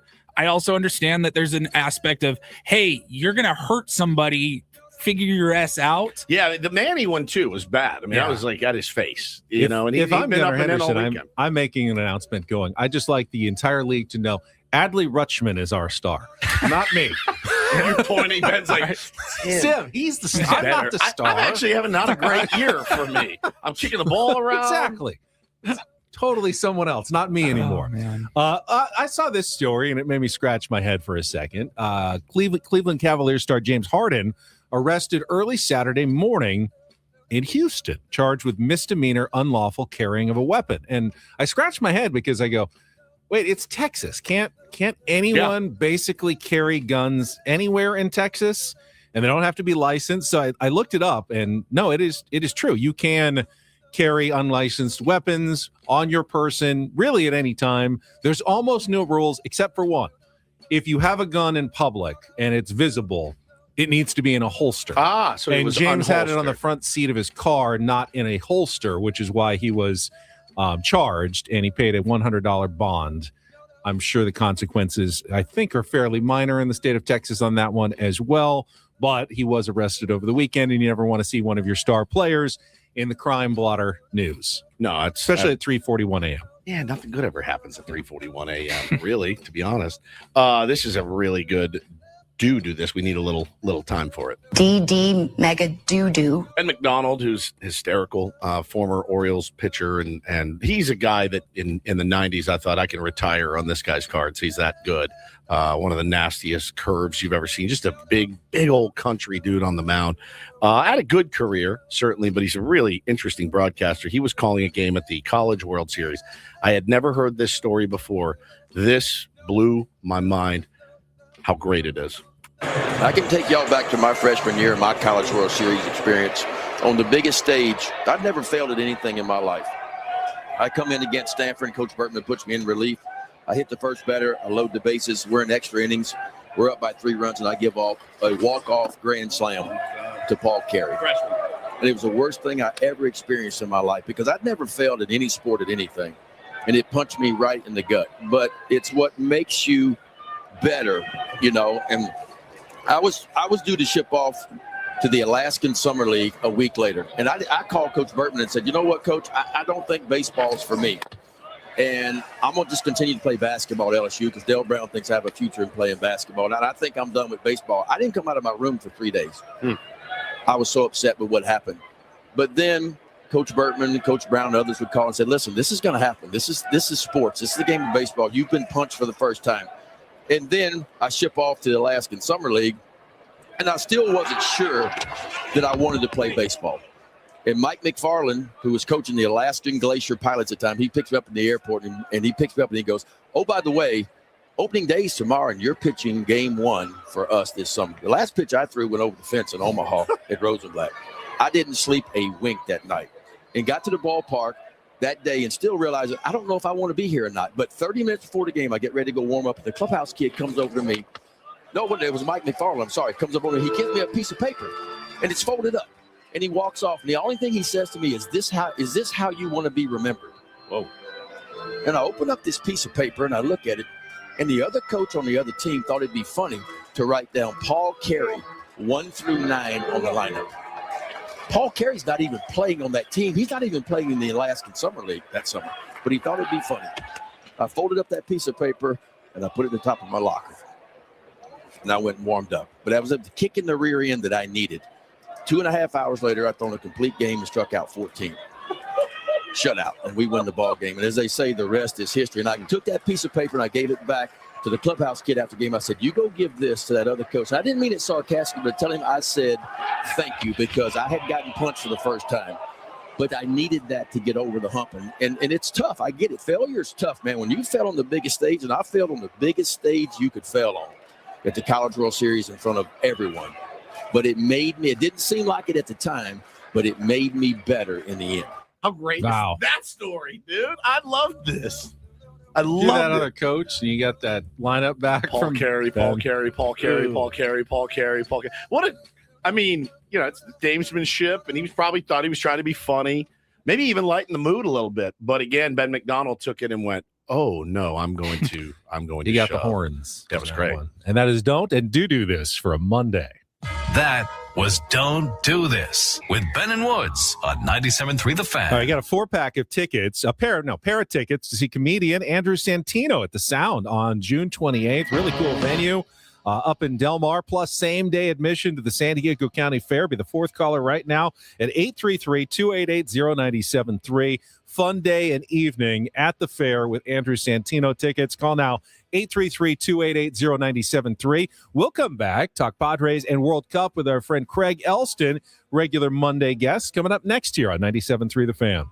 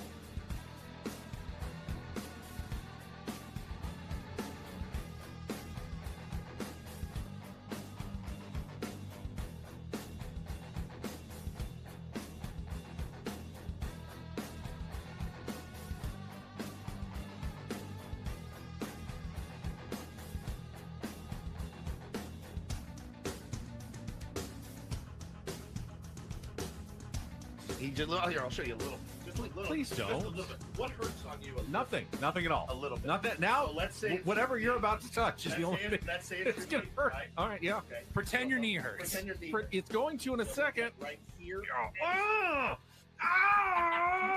That is not pleasant. Hey, player. This is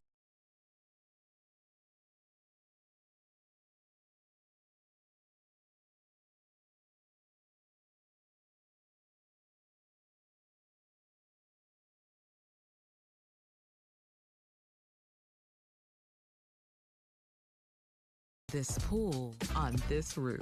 This is all for you. The all-new Hamul Casino Resort, now open.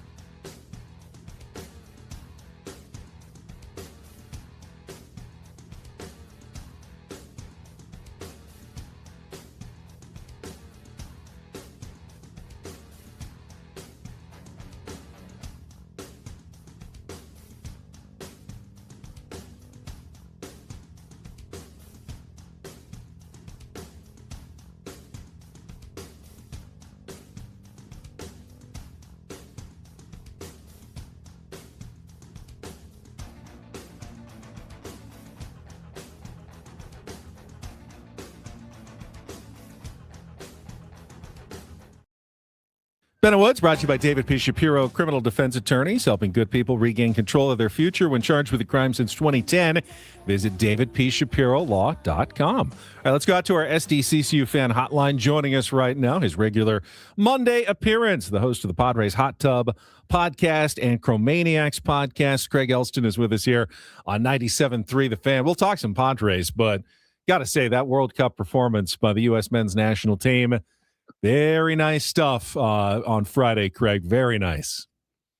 Yeah, really exciting to see dramatic progression offensively from San Diego. From the United States team. I'm so used to saying San Diego. That's wild. To see from Team USA the ability to be dynamic, to get their wingbacks into the flow, to be so exciting in their progressive attack, and to really just take it to Paraguay the way that they did. I don't think Paraguay is a bad team. It looks like they may not be a team that will advance, but the way the U.S. treated him like ragdolls was incredible. Obviously, Balogun getting off as your number 9 and knocking in a couple of goals, that's gigantic. But I thought Gio Reyna coming off the bench and putting in a Trivela, just an absolutely ridiculous curving shot, really put the postage stamp on what was a beautiful day for the Americans. Now you're going to get Australia in the next game at 12 o'clock on Friday, and the Socceroos looked pretty good against Turkey. So I think it's going to be a very exciting group stage. But after what you saw in that first game, boys, you got to raise those expectations up to U.S. wins the group, and U.S. has a chance to draw, to maybe win twice in knockouts, if not more. I can vividly recall, Craig, having conversations with you during the last World Cup, Gio Reyna and Berhalter, the Greg Berhalter, the coach that was fired. And I was texting my friends the other night. I go, I remember when Gio Reyna was the problem child, and look at him now. That had to be a really, really special moment for him. Absolutely. And I think it was a really special moment for Mauricio Pochettino as well, because this is a head coach that I feel like, when he was brought in, people were like, okay, we got someone serious. We got a great European coach. And then through the first maybe year of his tenure, it kind of looked like, well, what's even going on with Team USA? Right. What's happening? Like this team looks so flat. They look so uninterested. Maybe Pulisic is over the hill, so on and so forth. So it really felt like, for World Cup coaches, for national team coaches going into a World Cup, nothing actually matters other than qualifying and how you look when you get there. And the way they looked in that game, now all of a sudden we're like, Poach, extension, baby, let's go. The optimism is predicated on Pulisic really being okay and just having come out of the game for precautionary reasons. If he is worse than they're saying and doesn't play, that's a huge blow. But it's nice after years and years and years of hearing about Christian Pulisic, the great American star, but we don't really see him much playing over, in Europe and backing up or doing whatever he does. And when he has had, U.S. men's national team, a few goals, but no real moments, the way he played, the way he could break down two defenders at the same time, that was maybe the best individual performance I've ever seen from an American soccer player in my life. Is that fair for me to say? It was pretty darn good. Landon Donovan. Landon would probably raise his hand. Moment-wise, in terms of the goal that Landon scored, clutch, whatever, was huge. But, man, that was impressive stuff from Pulisic.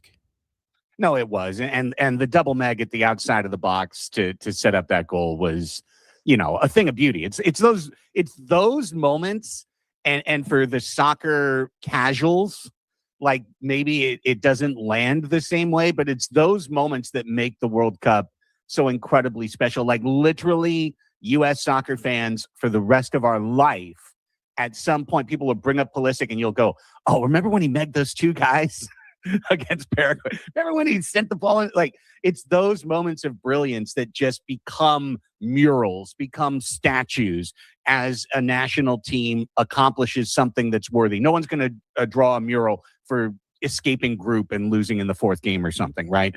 But for this team to be creating memories. And I think one thing that was interesting too was to see, I was really curious, like Estadio Azteca for Team Mexico obviously brought so much that Mexico is going to win their games there, like almost just on the altitude and the fever of the crowd alone. And I'm going to be really honest. I was wondering if SoFi was going to be extremely corporate, extremely quiet, a bunch of folks with $3,000 seats just posing for Instagram selfies. Yep. And it was a great atmosphere, a great crowd. And that does lift my hopes that maybe the pro-U.S. crowds can help the Screaming Eagles as they go along this tournament run. Talking to our pal Craig Elsten, where and when is the Rodolfo Duran mural going to be painted? Craig, he has been, listen, Freddie Fermin finally gets hot, wears one to the neck in warm-ups from Yuki. Rodolfo says, no problem. I'm going to step in. And again, this whole team, you would have never thought it would look like, I think AC said 6 of 13 guys right now, position player-wise, started in El Paso. These are the El Paso Chihuahuas mixed with the San Diego Padres, and they are bringing a shot of life to this team. Guys are playing like they want to stay in the big leagues. I've been really, really impressed with what they've done. Hey, when you step into Chihuahua Alley in the Padres lineup, right, it's basically 5 through 9. Right. At this point, when you step into Chihuahua Alley, baby, don't expect to get out without getting your ankles bit. Yeah, you're going to get without bit. Getting some scratches and scrapes. 100% grindy ABs doing little things right. The Will Wagner's plate discipline, all kinds of stuff, man. There's stuff to look at and go, all right, this can't last forever. But for now, it's been a better Band-Aid than I thought it would be. And I couldn't agree more. Obviously, we are in the middle of the hashtag trademark Taylor turnaround for the San Diego Padres season, because Samad Taylor has stepped up and turned this bad boy around.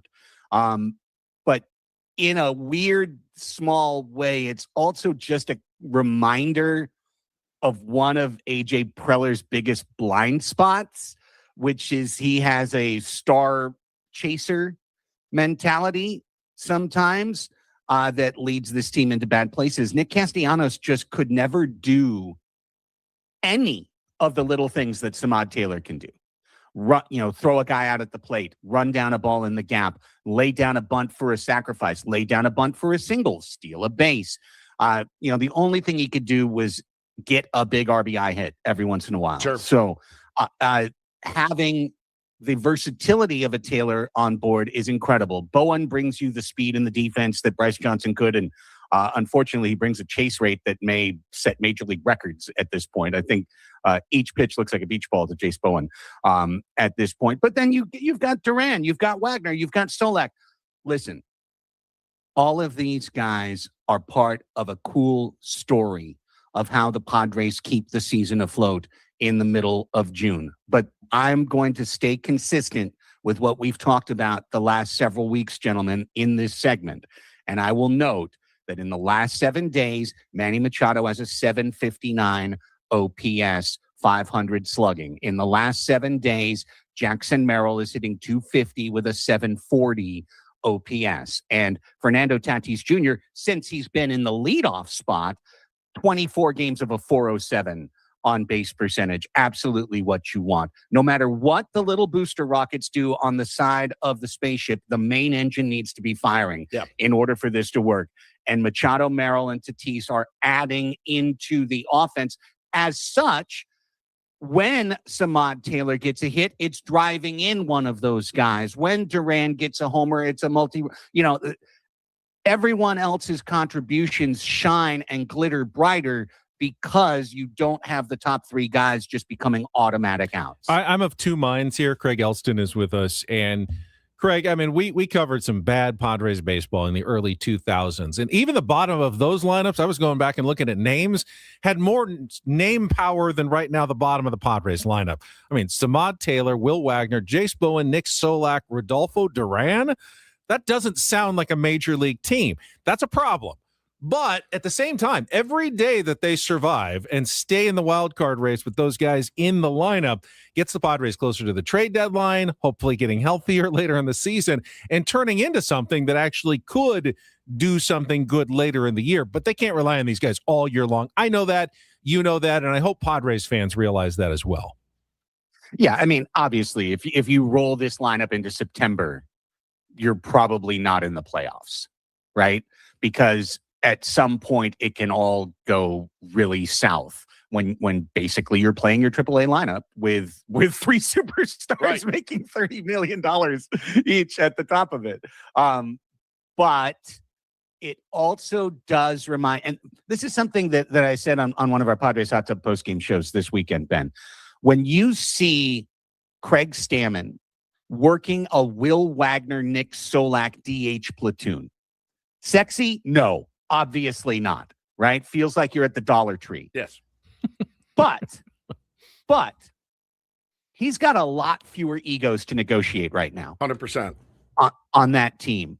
And that allows him to let these players' talents fit into the boxes where they fit best. And the thing I said about that this weekend was, doesn't this feel like the thing the Brewers do right every year? Yes, it's a brewery lineup. Literally every year. It's very brewery. I mean, it's brewery of a lineup as you can imagine. Brewerish.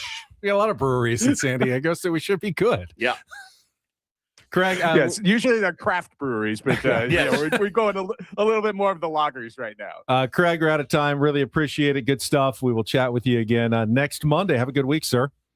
All right, you too, buddy. Craig Elsten on our SDCCU fan hotline. It's not big bank banking. It's better. And I don't want to make that seem like it's an insult to those guys at the bottom of the order, but baseball history will tell you, if you're relying on 5 guys that you've called up for the minor leagues for an extended period of time, it's just not a pathway to success. But the pathway to success is if there's health and there's additions, those guys then slide to the bench. Then and they are become very yes, valuable. Then they become weapons that you can pull off, your bench at the end of games, which is fantastic. Some battle-tested versatile. rookies. Like, if Samad Taylor's your versatile bench, man. now that's a good team right there.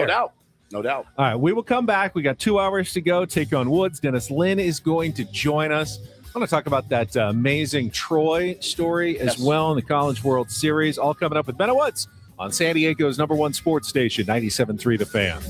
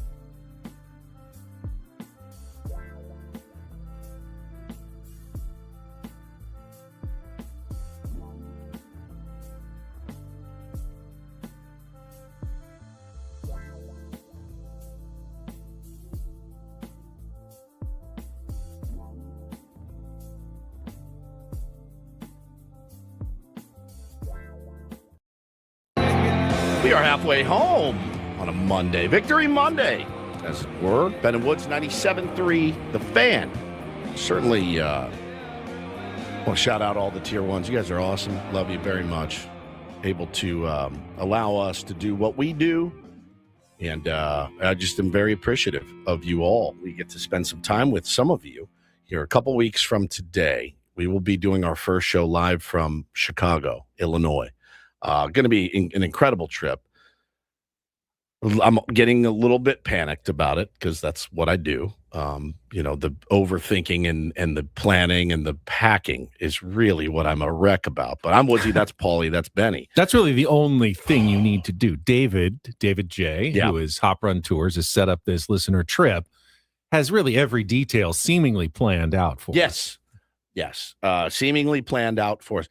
The details, though, of everything planned out for me also spins me into oblivion, right? So, oh my God. What? I just looked at we're finally in that part of the calendar, and we're so close to the trip. Yeah. Where you can actually go out to the extended forecast and get an idea of maybe what we would be looking at. Okay, it's 14 days away. Sure. Things can change. But right now, the 14-day forecast says Monday the 29th will feel like 96 degrees Fahrenheit. I'm not surprised. I knew it was going to probably be hot and sticky in Chicago in late June, early July. Yeah, it's toasty, man. Yeah, the 84 feels like 96. 86 on Sunday when we fly in. All right. It's going to be sticky. We can do it. I'm going to have to wear shorts in front of everyone. So, yeah, when we were in Philly, I think you wore shorts like one day when we went and toured. Had a bleeding hangover. We walked around the city of Philadelphia. The statue day, the Rocky statue. But like we weren't with 60 listeners and people you knew. Whiskey gingers just walking around, You may need to be a teetotaler on this trip. I think I'm going to have to be because we're going to work. That was vacation last year. That was vacation. I was on vacation. This is going to be different because I got to work every day. I got to do a show every day. Now the listeners they're going to be partying. They're like, come on, let's go. Yeah. And I'm going to be like, and I love Chicago. In Chicago, there's something about that city that makes you want to party. It's just, they've been locked in, inside for 6 months of the winter.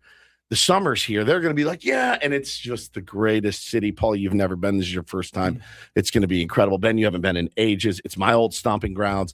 So I already know the demons can come out. And we will have some time, I believe, to ourselves. We arrive a day earlier than everybody else, so we can do our show. So we'll have a little bit of time together while we're in Chicago. I hope the boys play well. I hope they play well. And I'll say this for the record. If they are getting bodied like 12-1 in the fourth, I'm leaving. I'm just going to go back to the room. I'm sorry. I'm leaving.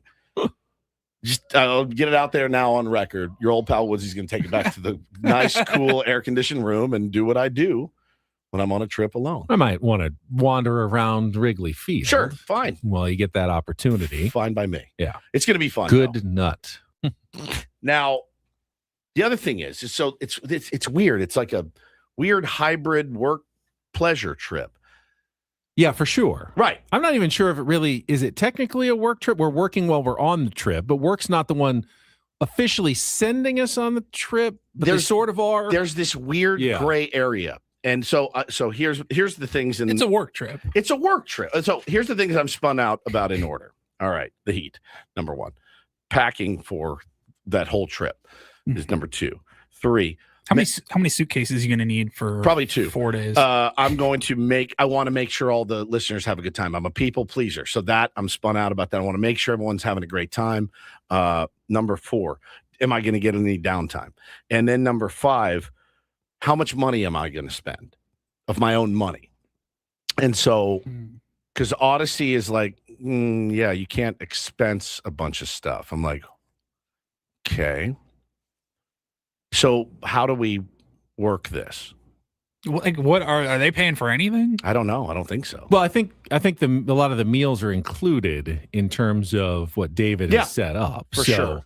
Yeah, but they're not obviously not every moment is covered. We will have to spend some money. Yeah, like breakfast and stuff. Got to get some snacks at Hudson News. Sure. Oh, we got to. Yeah.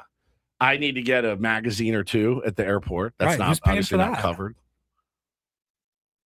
I mean, we have our show fund. We have a show We have a fund. little bit of money. Thank you, Dodger saved fans. up. Thank you, Dodger fans on YouTube. We have some show money. So will Paulie dole out a per diem for us every day? And then I would actually like cash in an envelope. Per We've done diem that. with Ben, I may even have some Woods. envelopes. We've done this before. My wife and I, like when we go to one of our several Vegas trips a year, we will, pull out however much cash that we plan on gambling for the week or Throw for it in the, there. for the few days. And then it's like, all right, here's $200 in your Monday envelope. Here's $200 in my Monday envelope. Here's yours. Here's Tuesday. Here's, Wednesday. And just have it all separated. So yeah, I can split aside like what?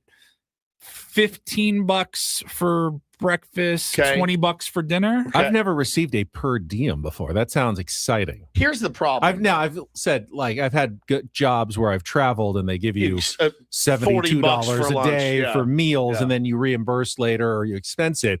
But I've never, like, I've heard stories about like baseball players, like road trips. Hey, 9-game trip, big old envelope of cash right at the beginning of the trip. This is your per diem money for the entire road trip.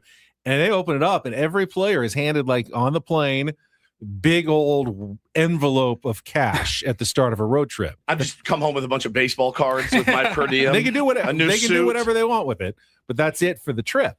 Are you saying Paulie is going to give us envelopes of cash as per diem? It will be giddy because what he'll do is he'll just stick that money in his backpack. Yeah. And like eat out of the garbage cans of the hotel and like the continental breakfast. We'll be at Wrigley Field. He'll be pulling Danish and Yoplait yogurt out of his pocket that he stole from the hotel breakfast. An old orange and like a bruised apple. Especially back in the day when baseball players didn't make as much as they do now. That was their legitimate strategy. Like, hey, that's the money that I send back to my family. And I'm going to eat as cheaply as possible on this road Buy trip. a loaf of bread, some peanut butter. And just send the rest home. It's called that a Higgins special. Yeah. He comes home with just like, he's like, I actually made $3,000 on this trip in per diem. I started charging listeners too. It was great. So yeah, I don't know how that's gonna. Yeah, wrapped muffins that are moist and smushed. He's been carrying around in his pocket all day that he took from the hotel. You'll do that, wouldn't you? Calories are calories. That's true. You'll take that cash. Yeah, Paulie and I would be off in the baseball card shop spending our per diem every day. No question. Well, if you do, don't be asking me for money to eat later. Ben, please. Do you have another yogurt in that backpack? I spent all my per diem on baseball cards. As CFO of the Ben and Woods program, like, should I just make Ben ask me for anything he wants to buy? You're like, I'm not going to give you cash, but I will buy your breakfast. So he can't even control his own money. Do that. I need that. So That's do pretty that. good. Do that for me. Don't give me the cash. Get me. I'll go full Gary Woods on him too. I call Paulie in his room. He's like, hello. He's taking a nap. Hey, I need you to walk down to the store with me and buy me a sandwich. I'll be looking at the receipt. See, Ben, refills were not free. Yeah, that's exactly right. Come on. I'm excited though, man. It's gonna be fun. I haven't been back in a while, and get to show you guys the old stomping grounds on Sunday night when we get in. We're gonna have a nice dinner, and then get to hang out with everybody and go to the games. And like I said, I hope the boys play well. They'll hear us for sure. We got a big group of Padres fans going. Probably be able to see us on TV. We got good seats. It's gonna be fun. I hope they play well, at least for the next couple of weeks going into me that too. series. Me So too. we are excited and, not dreading It means something. baseball games, and it means something, but it should. Padres currently in a wild card slot. If you're a baseball fan, Major League Baseball, not the only baseball going on right now. College World Series continuing. The underdog story is Troy. The Troy Trojans are still alive. They survived an elimination game against Ole Miss yesterday, rallying from a 4-run deficit. 18th come from behind win of the season. They're only 39-31 on the year. So this is Crazy. like they snuck into the tournament. They won their regional. They won their super regional. And now they're one of the last 8 teams alive in all of college baseball and still surviving. It is a pretty incredible story in college baseball. Yeah, it really is, and them being able to take down Ole Miss is just it's incredible. College baseball has been awesome. Every game has been exciting, and there is a level of it makes my stomach like nervous because these guys will literally throw one pitch. F you pee. And I'm like, Jesus, somebody's going to get killed out here, man. Like it is a level of which I've never seen. I don't know where it comes from. I have to admit, I've always had a bias against guys named Troy. And I think it's because of the movie The Goonies. The bully guy was Troy. And I always felt like Troys must be mean people. Now, I've met a number of very nice Troys since then. But are there any names like of kids when you were growing up that you just didn't like? And then all of a sudden that was like, you just saw that name and it made you wince. Chet is another one. He was the mean brother in Weird Science. He was amazing. Chet. He was one of the best characters of all time.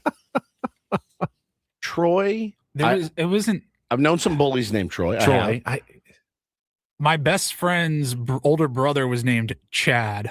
And that was always just a name that you called just that guy. Like, don't be a Chad. Yeah, it's like a thing. Poor now. Chads out there. There's probably some very nice stand-up guys named Chad. I know some nice Chads. And then I know some great Troys. I really don't know any great Troys. I'm trying to think off the top of my head. Troy Hirsch is fantastic. Troy Love Hirsch. Troy Hirsch. Yeah. He's not a bully at all. I had a guy named Troy I worked with at Channel 10. Really, really nice guy. But like for many years, I approached Troys with suspicion because I don't know. I think it was from the movie. It colored your whole world. Like Troys are bullies. And My Troys, biggest bully was a guy named Mark, but I have a bunch of Marks. Yeah, Mark's pretty common. Another one of my bullies was named Ben. Really? Yes. Yeah. Yeah, Mark and Ben. Ben was a bully. Punched him in the jaw. Nice. You punched him? Yeah, they were like surrounding me, and I was like, one of you guys is going down. I'll take the skinniest, littlest one. And we got in a fight, got kicked out of a dance. Our parents had to come pick us up. Most of the Bens that I've met have been somewhat nerdy like me. Yeah. He was like, he was along for the ride with these guys. And so, but yeah, they're very normal names. I had a lot of beef with people named Jake. I had a few Jakes and a couple of, who was the other one? Jake and Kevin. There's two Kevins that I kind of just didn't. I told you about with. The first bully experience I ever had in my life was in 6th grade. And I've told this story before on the air. I'm not joking when I did it. In Texas. Ray and Roy. No joke. The guy's name. And Roy. Bro, the guy's name was Roy Friend. I will never forget it. Yes, I will never forget it as long as I live. Tell us about Roy Friend. He was, I can't remember Ray's last name, but it was Ray and Roy, and they hated me. And I was terrified of them. Terrified. Where was they this? were men. Texas? They were in 8th grade. I was in 6th. Was this Connecticut? No, this is Texas. Texas. There's nobody named Roy in Connecticut. They're not even allowed in the state. The hospital goes, no. If Roy Friend isn't in a Texas state prison, I would be surprised because he looked like a criminal Bro, you don't understand. I used to dodge, I'd run as the bus was pulling away. I'd be running behind next to the bus to screen myself to get off campus. They scared me to death, dude. They hated me. Oh, they hated me. They were so terrifying. Ray and Roy are tough ones for me. Tough ones. Roy Friend, but he was not a friend. He was not friendly. Not even a little bit. Biff from I Back never to the even heard of Future. a Biff though. There's no Biff. There's no Biffs, No, right? walking the streets. No, there's no Biff. See, that's a great name to make your bully. Right. But there's so many actual, Troys and Roys and others out there. They can't all be bad. Is there a scarier name than Roy? Roy is pretty scary. Roy Friend. Somebody got to find him. Somebody has to do some deep diving. I'm telling you. He had a full mustache. They were country. They were country. And they did not like me. I was going out with Ray's ex-girlfriend. She was a 6th grader along with me. He was in 8th grade and he was pissed. And we ended up moving to Connecticut shortly after. I was like, thank God. Thank God. These guys would have killed me. No Roy's up here. They would have killed me. Yeah, there was no Roy's up in Connecticut, but man, it was a scary time. And that is how Ben and Woods breaks down the College World Series and Troy's amazing run. Troy leads to Roy. That's right.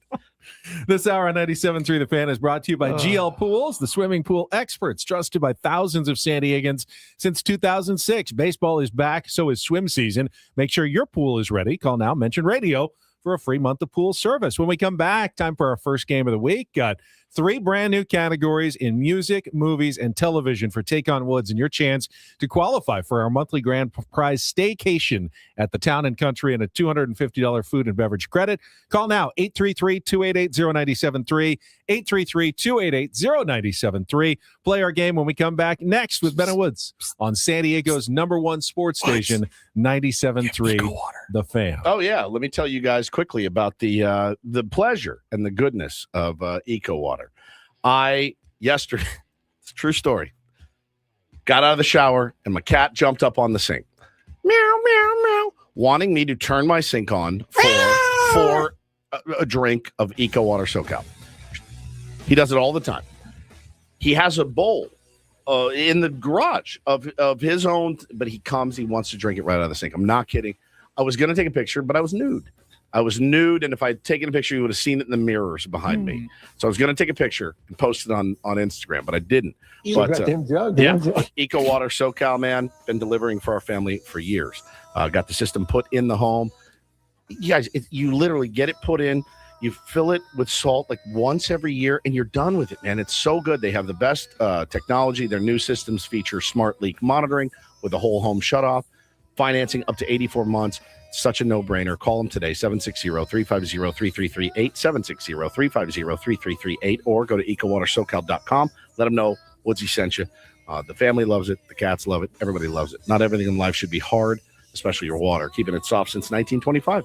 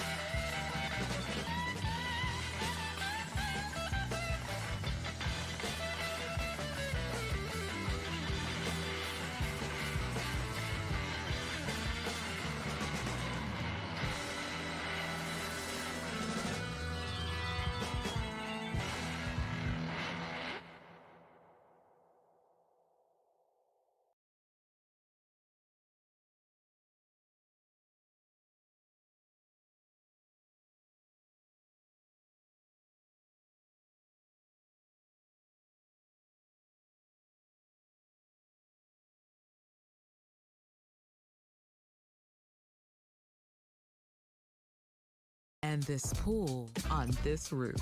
This is all for you. The all-new Hamul Casino Resort, now open.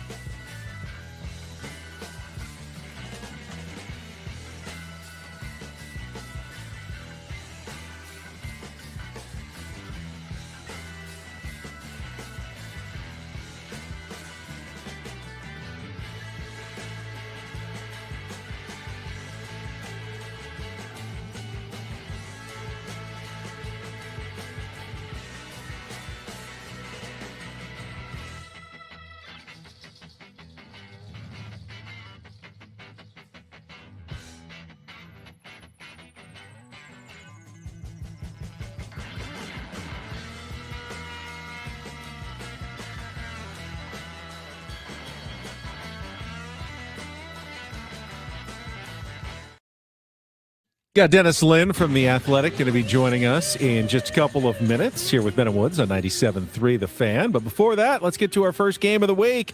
Got a contestant standing by. It is time to take on Woods.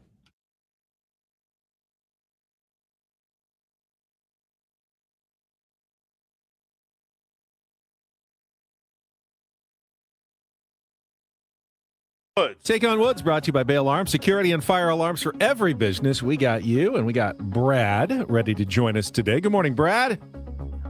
Morning, guys. How's it going? We're doing pretty well. You've got a chance here, if you can beat or tie Woods, to qualify for our grand prize June staycation, a trip to the town and country in Mission Valley to experience their 3 pools, their 4-story water slide named Twister, plus a $250 food and beverage credit. And everybody out there can take advantage of the special fan listener rate of $199 per night by visiting townandcountry.com/thefan. to book now. At least rates start at $199 per night. All right, we'll give you a chance with our new categories this week. Here's what you've got. Music, Sweet Tooth, all 2-second songs that include the word sugar in either the artist or song title name. We've got Made in America, which is 5 TV shows whose titles all begin with the word American. And finally, our movie category is Long Weekend. 5 movie titles with either Friday, Saturday, or Sunday in the title. So do you want to do music, Sweet Tooth, TV, Made in America, or movies, Long Weekend, Brad? Movies. Movies. All right, we're going to do Long Weekend. All right, we got 5 movies, all with one of the days of the weekend in the title. You'll have 60 seconds to answer as many as you can. If you don't know one, say pass. We'll come back to it if there's time left on the clock. First questions are 2-second movie clip. Paulie will play it for you. You need to give me the title of the movie to score that point. Brad, are you ready to play? Ready to go. All right, let's put 60 seconds on the clock. The category for movies is Long Weekend. Your time begins when Paul plays our 2-second movie clip. Good luck, Brad. Let's take on Woods. I know you don't smoke weed. I know this, but I'm going to get you high today. Correct. Friday. Al Pacino plays the coach of the Miami Sharks in which 1999 Oliver Stone-directed football movie? Any Given Sunday. Correct. Which horror franchise is centered around the fictional character Jason Voorhees? Friday the 13th. Correct. John Travolta showed off his dance moves, got an Oscar nomination for which 1977 movie that contributed to the rise of disco's popular... Friday. Incorrect. No. Nope. A young Jodie Foster stars in which 1976 Disney movie in which a mother and daughter switch bodies? Freaky Friday. Freaky Friday. I knew you knew that one too, I think and you that just one's gonna spoke hurt you too too. quickly. You started saying Friday Night Lights, but it was Saturday Night Fever. You got the other 4 right. Friday, Any Given Sunday, Friday the 13th, and Freaky Friday. But will it be enough against Woods, who will come back in, did not hear what was going on, get him back from his isolated, soundproof location. All right, we got a movie category today up against Brad. Not giving you the any hints on this one. Never do. Let's put 60 seconds on the clock. Your time begins when Paulie plays our 2-second clip. Good luck, Woods. Let's take on Brad. I know you don't smoke weed. Friday. Correct. Al Pacino plays the coach of the Miami Sharks, in which 1999 Oliver Stone directed football movie. That's called, I've seen it 100 times. I'll come back to it. Which horror franchise is centered around the fictional character Jason Voorhees? Friday the 13th. Correct. John Travolta showed off his dance moves and got an Oscar nomination for which 1977 movie that contributed to the rise of disco's popularity? Saturday Night Fever. Correct. Hang on. It's, the other one is We can come back Any to it. Given Sunday. Correct. A young Jodie Foster stars in which 1976 Disney movie in which a mother and daughter switch bodies? Oh, Freaky Friday. Oh, and that is it. 5-4. Wow. I think a little misspeak by Brad cost him. He knew. We're pretty sure he knew Saturday Night Fever, but he said Friday Night Lights. Oh, and that was it. That was the difference. As Woods wins the category long weekend in movies. So we got music and TV left this week. No qualifier today, but we'll have another chance tomorrow at this same time. 2 in a row. All right, let's take a timeout. When we come back, we'll be able to discuss in depth your San Diego Padres with the insider Dennis Lynn from The Athletic. More Ben and Woods coming up from San Diego's #1 sports station and the Bill House Studios. We know how on 97.3 The Fan.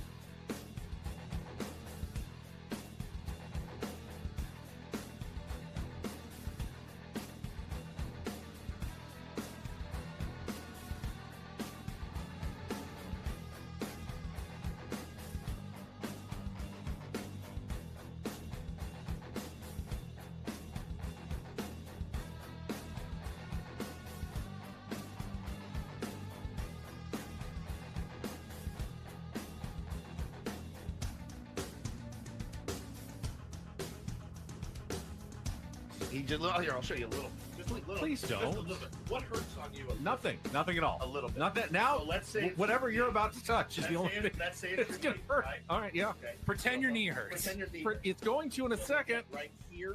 Oh, that is not pleasant. Hey, player, this is all yours.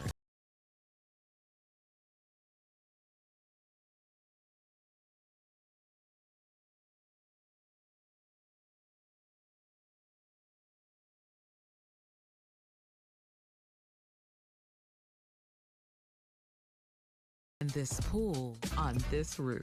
This is all for you. The all-new Hamul Casino Resort, now open.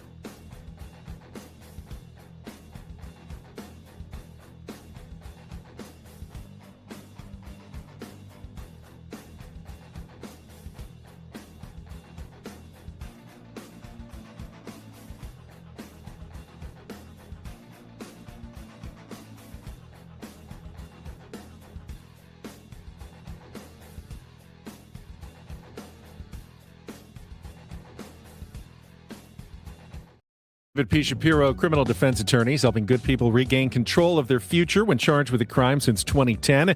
Visit davidpshapirolaw.com. Got the opener to a 3-game series in St. Louis tonight, 4:45 first pitch, 3:45 Eco Water SoCal pregame show with Sam Levitt. We'll certainly preview more of the series in our final hour. We can talk about it, though, with Dennis Lynn, who's standing by on our SDCCU fan hotline. But as I mentioned, it's a big series. You know, not huge. It's still June, but the Padres and the Cardinals are two of the teams fighting right now for a wild card berth. Both teams are currently in.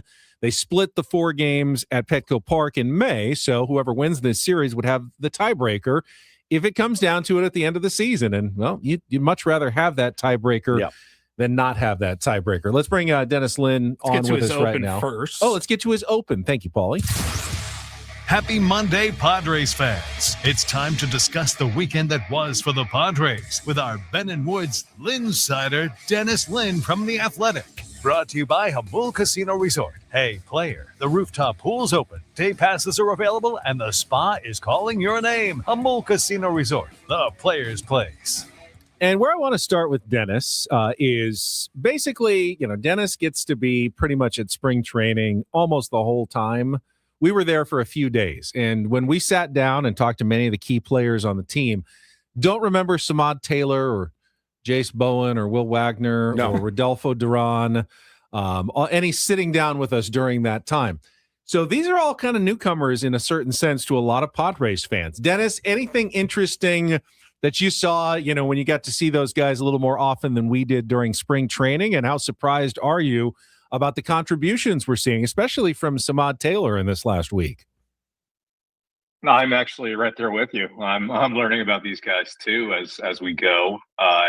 Usually in spring training, the clubhouse is open each day, but it's not open for very long. So don't get necessarily a chance to get to know every guy, especially guys who you don't necessarily expect to come up and contribute, although you do know that, in times in a long season, that's going to have to happen, especially if you don't have a lot of major league ready prospects. So these minor league signees like Samad Taylor and, Will Wagner are coming up, and they're kind of changing up the vibe a little bit, providing some energy. So I think one interesting thing about Duran is I heard he was, beloved in the Phillies organization for a long time before, he left that organization, came over here. So there's a lot of people who are happy for success. I guess it's just kind of interesting that a guy who clearly has a pretty good swing, is good behind the plate, never got a chance. I think, part of that maybe is just the normal politics of baseball and guys with bigger signing bonuses and bigger pedigrees getting chances, but he's certainly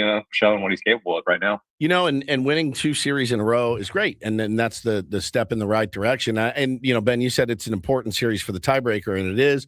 But you got the Rangers after that, which is a series, that you can win that series as well. Then you got the Braves, and then you got the Dodgers, and then the Cubs, and the Cubs haven't been what they've expected to be, but Braves and Dodgers are a wagon. And the Dodgers again after that. So tough stretch. It's a tough stretch. So being able to stack as many wins as you can is important, Dennis. But, you do wonder, and I think it's just the life of a Padres fan, right? Like, okay, how long can these vibes last right now with these, the Chihuahuas up there getting the job done?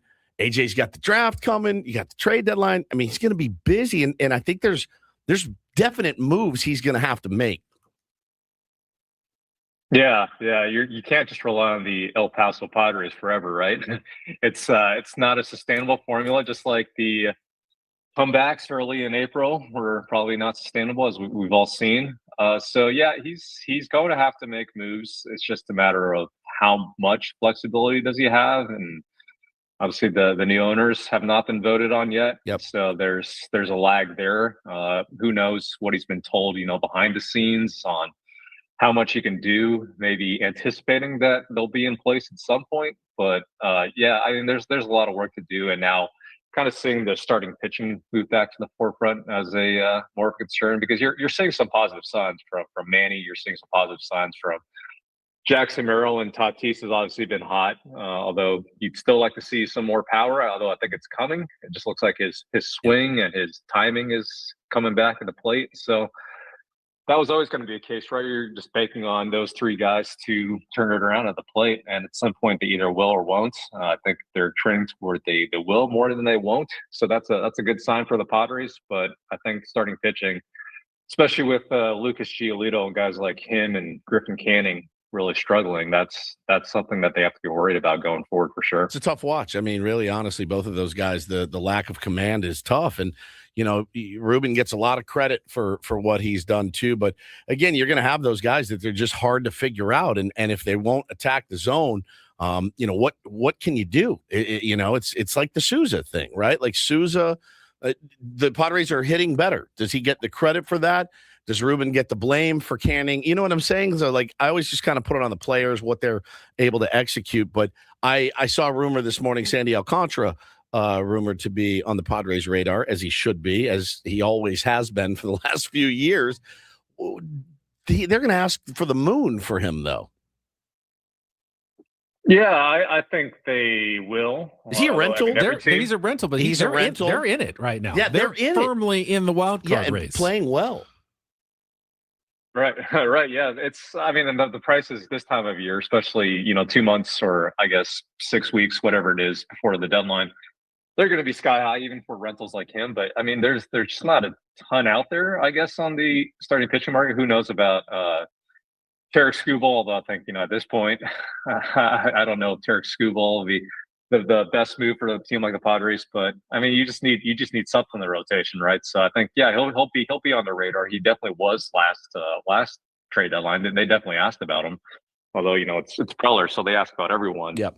But he does have a pretty healthy salary, so I don't know how realistic he is, especially if the new owners are not in time.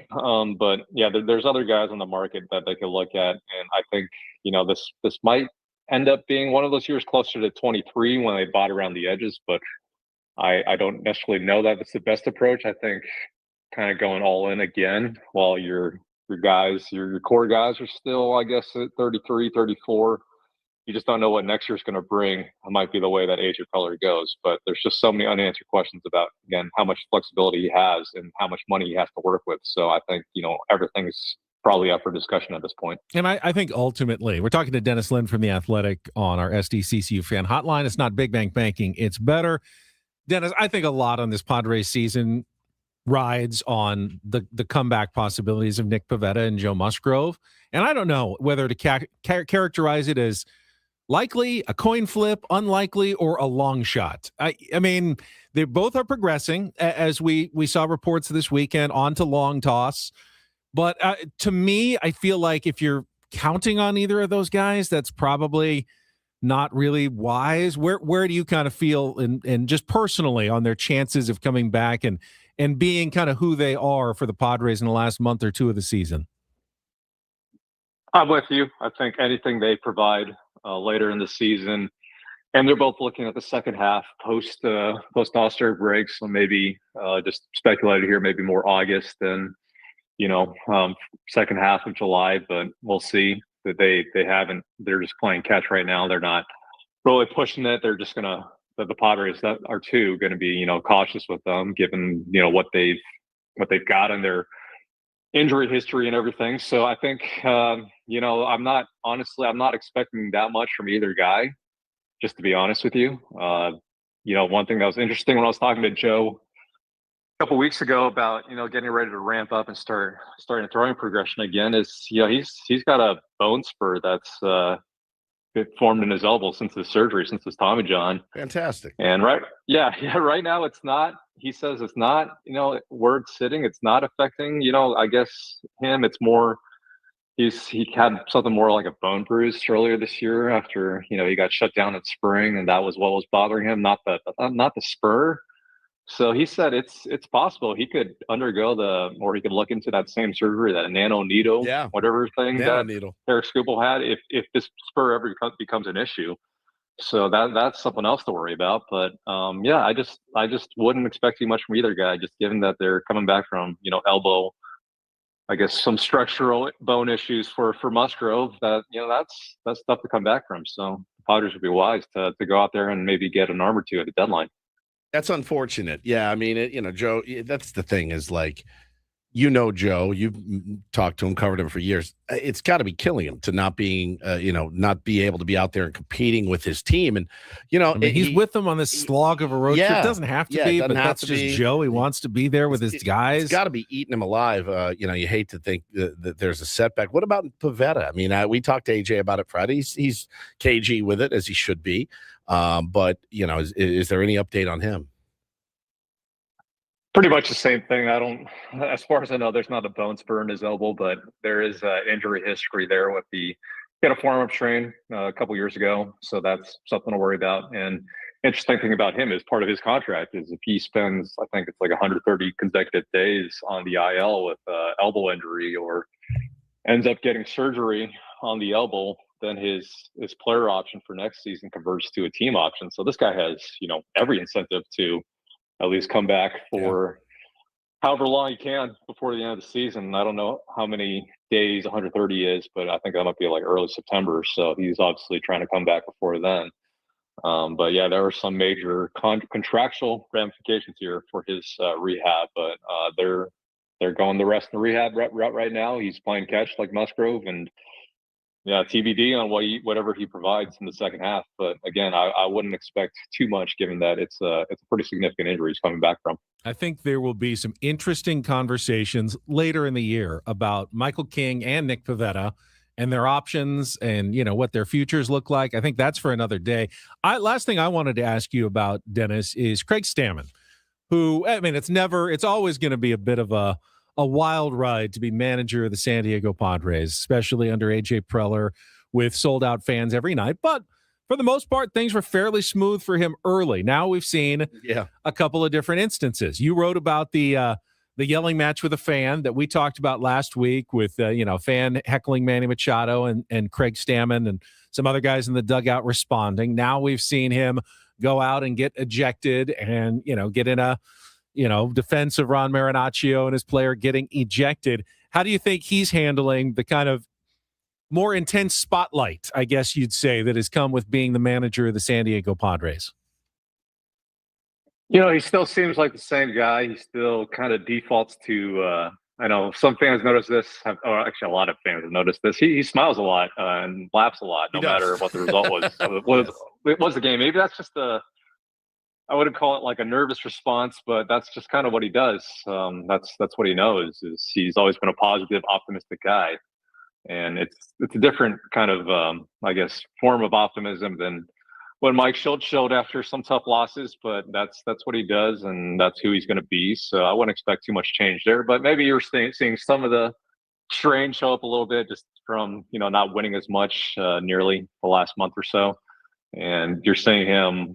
I guess you're seeing some of the more fiery side of him come out. I was talking to Michael King, asking him if he's seen any Aaron Boone in him, and he's like, no, not really. I'd love to kind of see him kind of just have a full-on rage session. So that would be interesting to see. I don't think we've quite seen that yet, although that ejection in Baltimore is maybe just a little bit sign of that. But I think you're seeing the guy who's still learning on the fly. I thought it was interesting that he admitted, maybe I shouldn't have bunted Samad Taylor on the last homestand. Should have let him swing away. So he's definitely made some mistakes, but he's the kind of guy who's willing to own up to those mistakes. So I think fans and players can appreciate that.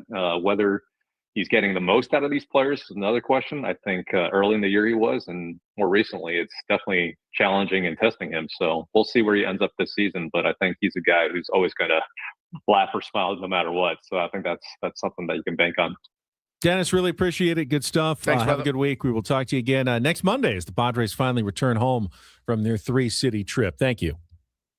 Thanks, guys. Appreciate it. Dennis Lynn, weekly appearances from The Athletic, brought to you by Humboldt Casino. And I didn't realize that provision in Nick Pivetta's contract that if he spends, Dennis thought it was 130 days on the injured list with an elbow injury, that what was a team option. Remember, he gets a team option after his second and third, or a player option after his second and third year, then becomes a team option, which then if it did, the Padres would have the, I think, interesting decision, like to evaluate his health. And if you think Nick Pivetta is going to be healthy next year, you want Nick Pivetta back at $20 million or whatever he's going to be paid. That's a deal for the kind of pitcher that Nick Pivetta is.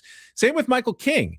He has a player option, I think, no matter what at the end of this season. He hasn't exactly totally been Michael King, but if he keeps going, in a positive direction, then he might want to hit free agency again. Yeah, for sure. But if he doesn't, then he might want to stay another season with the Padres at $30 million or whatever he signed with, take his next year and then push that decision off one more year before he enters free agency. These are going to be interesting, like October, early November stories for your San Diego Padres as to, do we have to completely rebuild a pitching staff? Do we have to partially rebuild it? Or are we pretty good with a pitching staff going forward that could have a Musgrove, King, Pivetta healthy going into next season, leading as your top three? Yeah, I mean, we knew it was going to take a minute for King to get back. He missed most of last year, right? So you knew he's going to be struggling for feel and just being out there again every 5 days.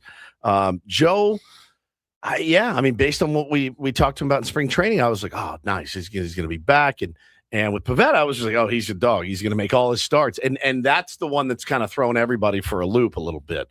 But, we'll see how it goes, man. The opt-out thing is interesting to me. I saw Bob Nightingale tweet this weekend, which I can't get my head around, that Bo Bichette is planning on opting out with the Mets. Now, he's having a horrific year. And if he opts in, he makes like $40 million a year. I don't know if you're hitting 230 with 7 home runs that you want to even consider opting out of a deal that's going to pay you that much money if you're having such a poor season. I don't know anybody on the market that's going to go, hey, yeah, let's give you more than player what the Mets options did. are always problematic for the team because if they don't do well, you wish they don't take it, and then they do. It's weird. Like Eric I had Hosmer. a really bad year. I can't wait And to if come they back next do year. well, you wish, no, please don't opt Please out, don't but opt then out. they do. And then So they it do. kind of gets you either way when you give out player options. That's why some teams don't do it. Yeah. But AJ does. It does attract certain guys who want that opportunity to play in San Diego and, You bet just can't on themselves. plan for the future with those because if he has a good year, he's gone.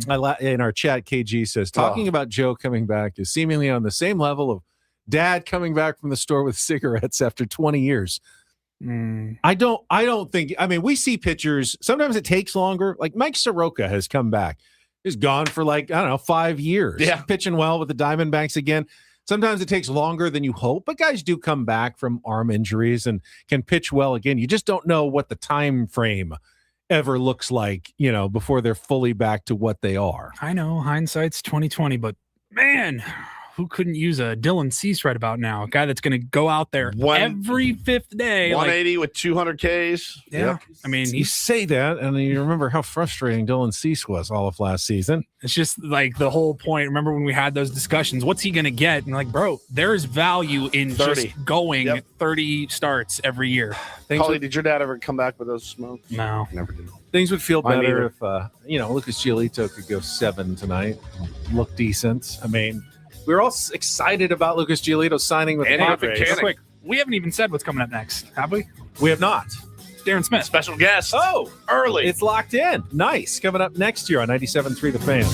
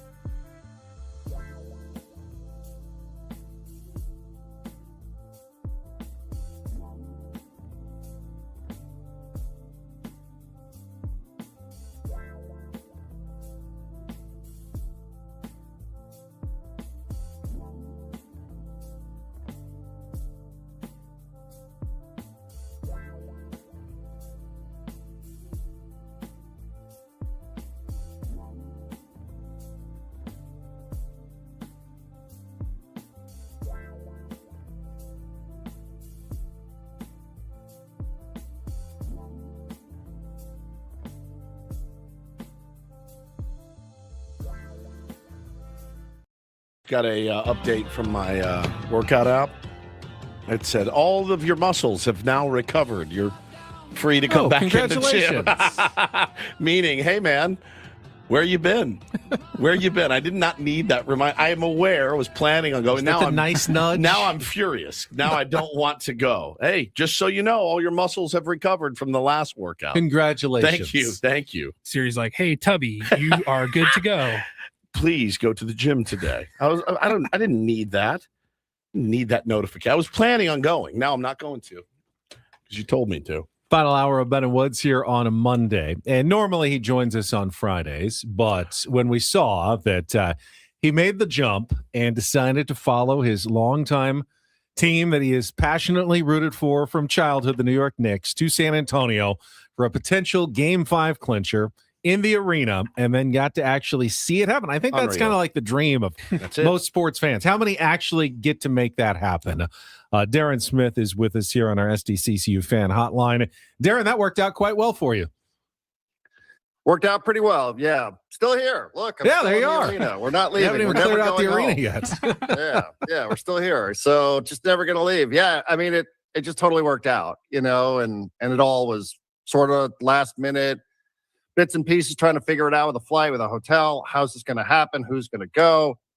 Leah want to go? Did somebody am I going to go by myself? How are we going to get tickets? It was just literally, I didn't actually buy the tickets till I was on the flight Saturday morning at 6:30. So, Jesus. There were a lot of Knicks fans there, it sounded like, too. Happened, so. I mean, how did it feel like inside the arena? I don't know. I haven't yet watched it, but it was a lot of Knicks fans. There were a lot of people who made that trip. I don't know when they all booked those flights, but it was tense. There was a lot of tension. I ended up going with my wife, with Leah, and she turned to me at one point. She doesn't really watch, and she turned to me midway through the second quarter. She's like, "Is every game like this?" I'm hyperventilating. I was like, "Yeah, welcome to our lives." So, it was just, there was a nervous energy in the building. I thought, maybe early on that impacted the quality of the play. It felt like Knicks had 13 points for what felt like forever in the arena. So kind of low scoring out of the gate, but nothing too unfamiliar in terms of how the games have been played. Okay, I get it. San Antonio takes an early lead. Yeah. We'll see what happens later in the game. And, I started worrying a little bit about some of the officiating because, that's just kind of what happens in these games. And again, we saw a foul called on Wembanyama that ended up going to review, and it turns out to be a foul on Towns. Like, what is happening? So there was a lot of that. Again, a little bit of tension, I think, just because of the circumstances, because of the game, and because it did have that sort of neutral feel to it. And you could tell that bothered a lot of people in San Antonio. I mean, it bothered them. I understand it because we've seen that here. And I do understand how crappy that feels when you see another team's fan base come into your building. But this was Game 5 of the NBA Finals. Wemby got booed by, when he came out for warm-ups before the game, you heard the boos because of so many Knicks fans there. That was a game in San Antonio, and Wemby's getting booed. Yeah, I mean, not a regular season, like an NBA Finals game, and that sort of stuff is happening. So, and then, I'm naturally going to be a little bit protective too, because, I'm there with my wife, and you don't know, is anything going to happen and all that sort of stuff. But, for the most part, it was good. We sat actually in our section. There were a bunch of Knicks fans in front of us to our left. There were 2 Spurs fans to our right, an uncle and his nephew. The nephew had some issues, but the uncle was mostly solid and pretty accommodating. So, for the most part, we got out of there. Which was fine. And we got back last night.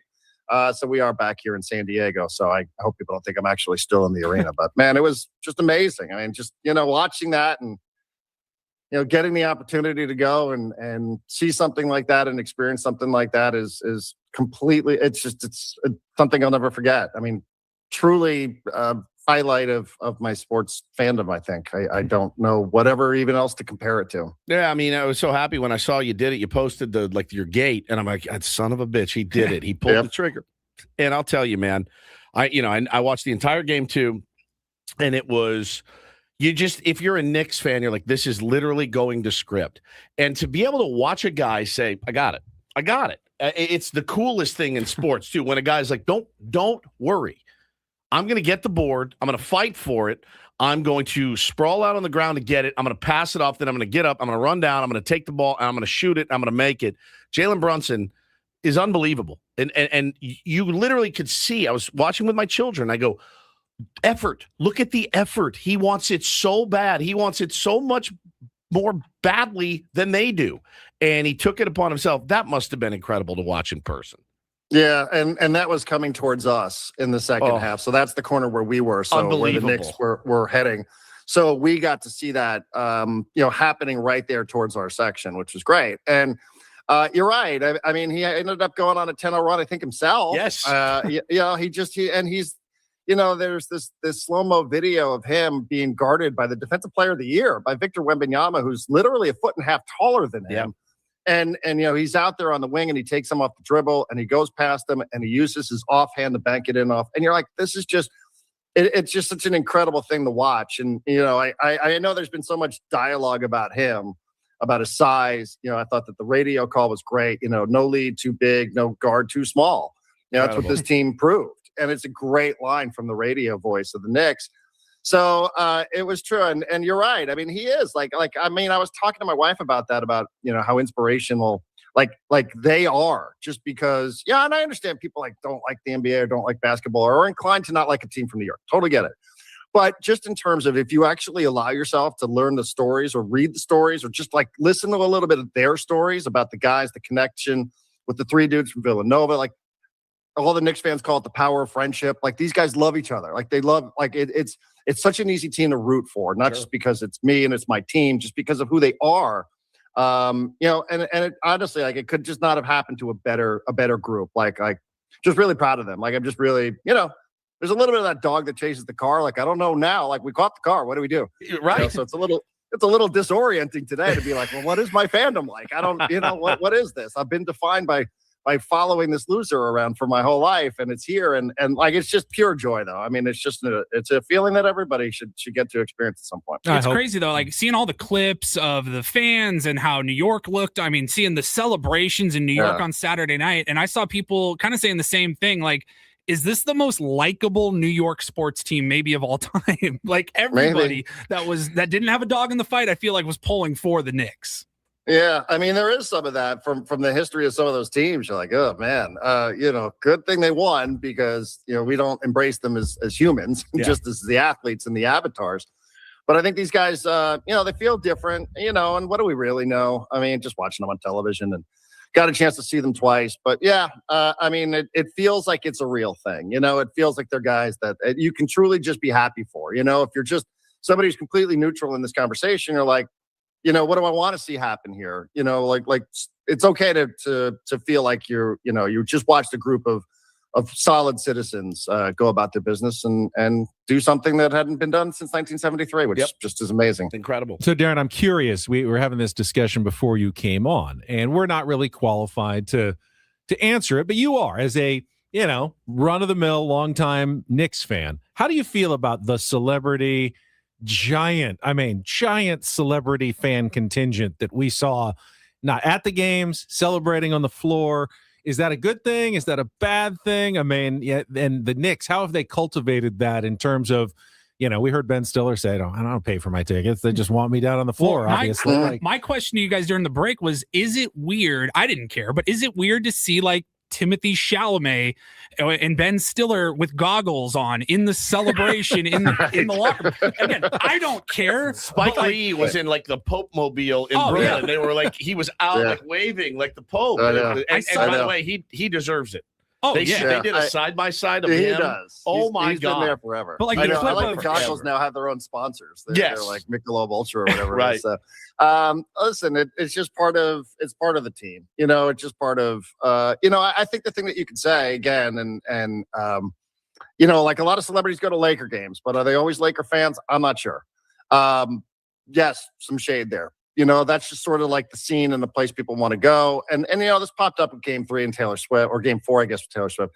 but it feels like they're all like real fans, like that's the thing I think that, and listen, there's a lot of people that couldn't do what I did, guys. You know what I mean? Like, and I understand we're talking about the treatment of the celebrities and how they don't pay for tickets and they get to go into the locker room and all that stuff. I think Stiller is shooting a documentary, but still, Fat Joe's running around down there, right? And I mean, Tracy Morgan was walking through the streets of New York crying, and it feels like the thing that you can say about them, whether it's, for you or not for you, it feels like it really matters to them, and I think that's the thing that makes it relatable for all of us who are fans of this team.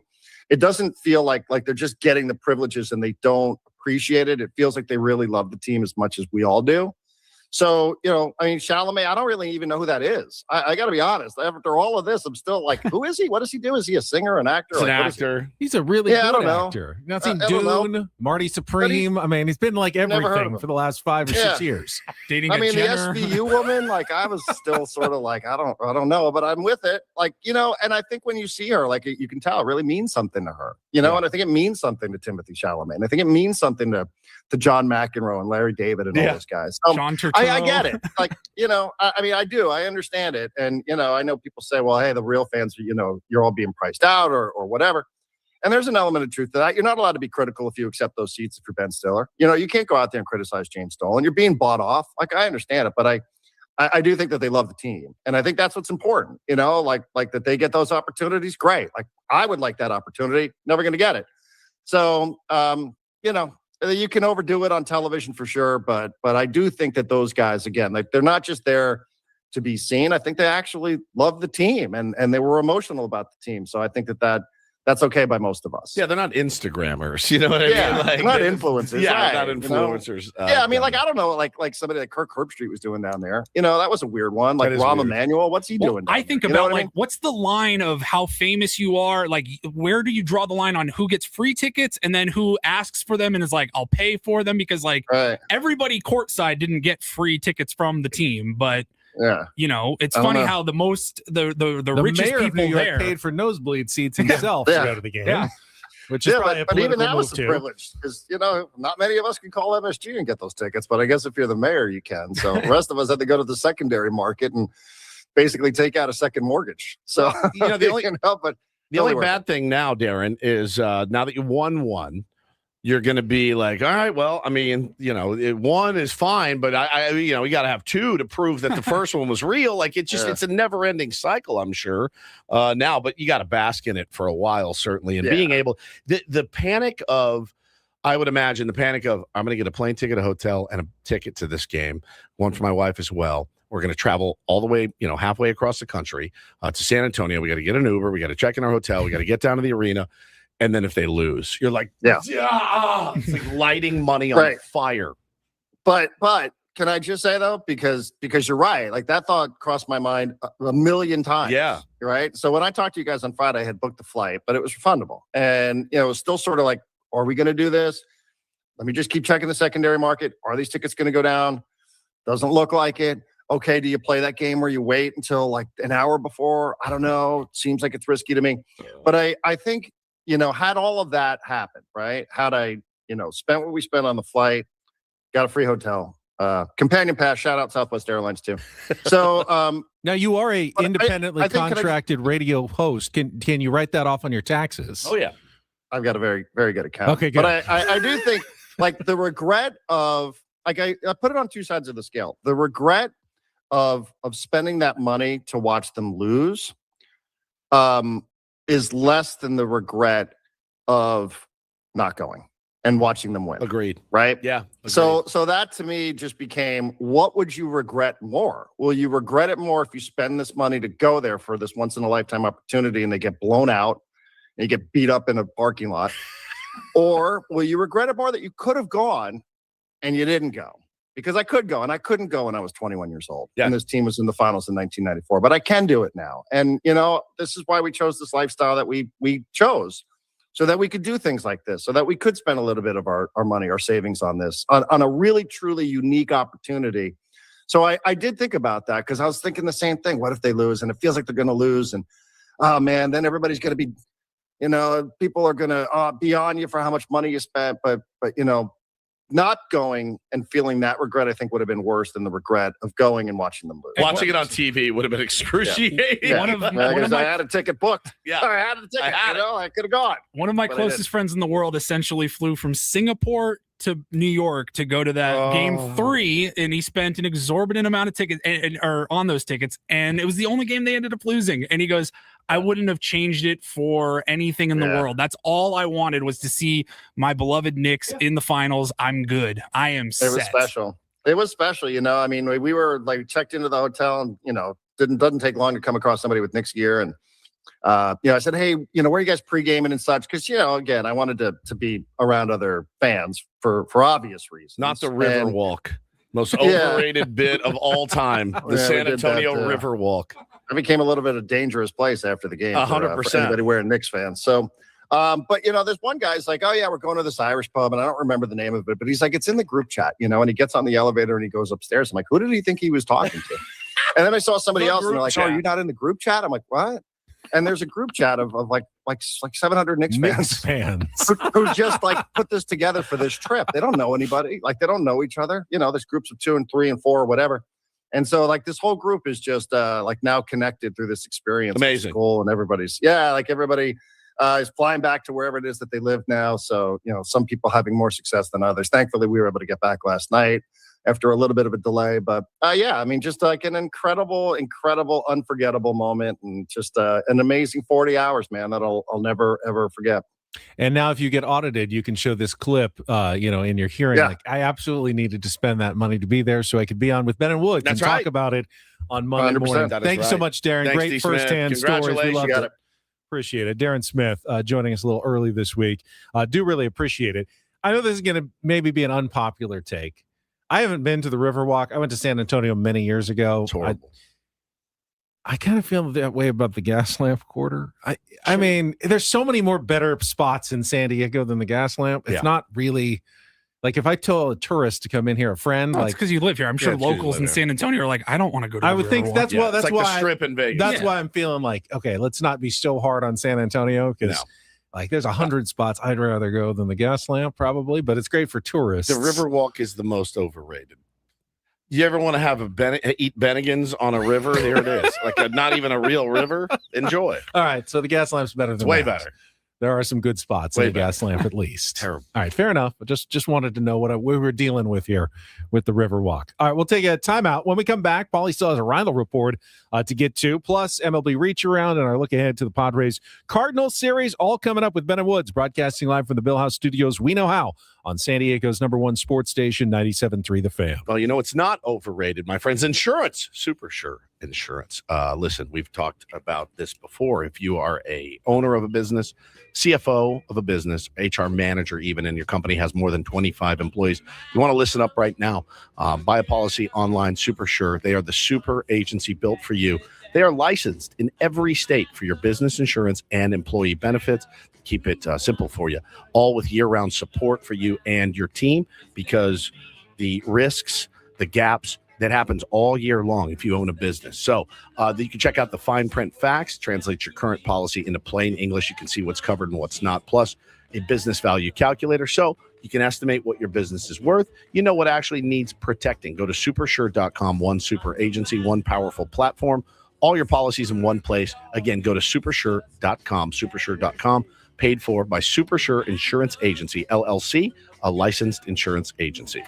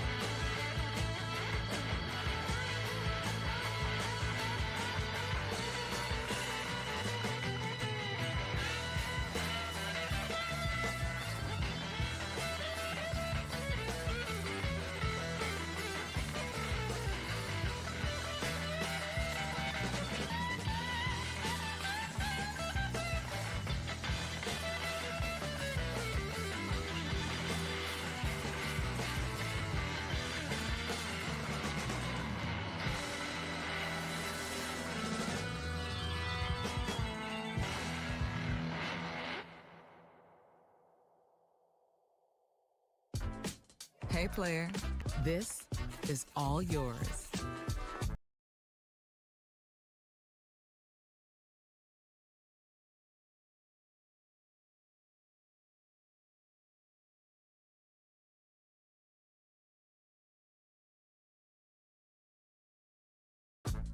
And this pool on this roof.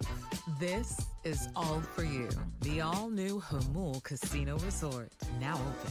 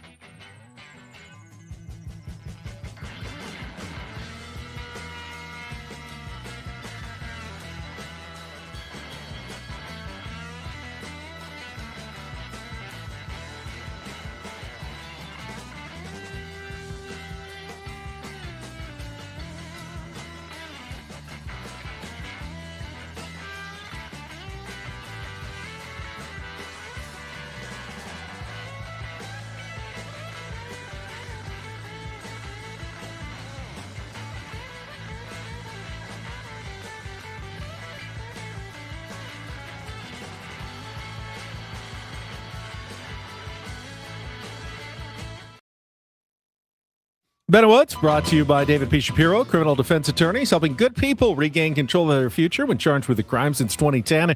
Visit davidpshapirolaw.com. Yeah, I feel like Darren, had he gone and they lost, then you're faced with the real dilemma.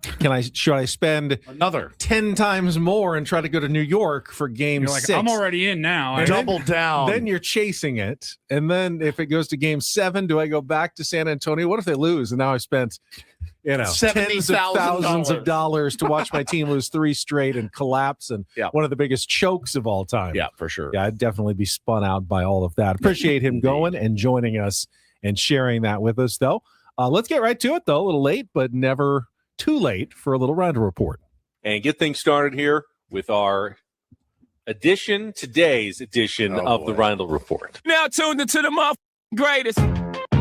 Welcome to the Reindl Report with Paul Reindl. Hi, Paul. All right. 2 stories from the world of sports that we haven't gotten to yet. We'll start off in Major League Baseball. And 1 story that you didn't know you needed. Are you laughing, biatch? It's the Reindl Report. Hey, Paul, how you doing? Okay, how are you? I'm good. How are you doing today? Okay, how are you? On 97.3 The Fan. Are you ready to bless the mood? I need some help, please. That was good. Can I get a yeah? Oh, yeah. All right.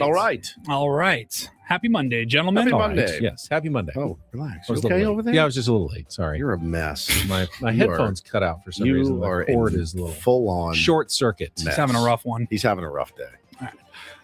This is actually kind of fitting. We were just You did talking. throw a tennis ball at my crotch. And at your nipple. True. Be ready. This is a new bit we're going to work on here. Throwing a ball. HBP with Ben Higgins.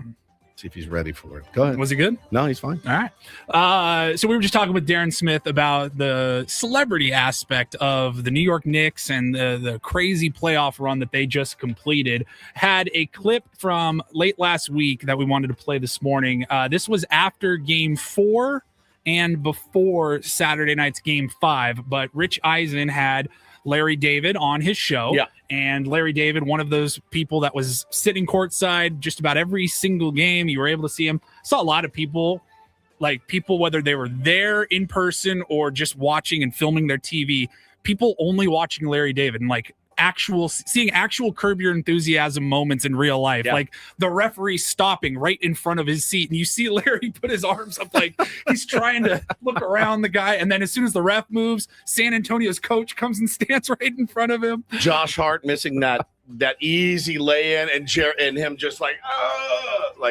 it was great. Here's a clip that we enjoyed of Larry David on with Rich Eisen last week. Last thing, I don't know if you saw this, if this wound up in your text chains or in the inbox. Somebody had a picture of you with Jerry after the game, and the caption is, "The Spurs know how to take the lead. They just don't know how to hold the lead."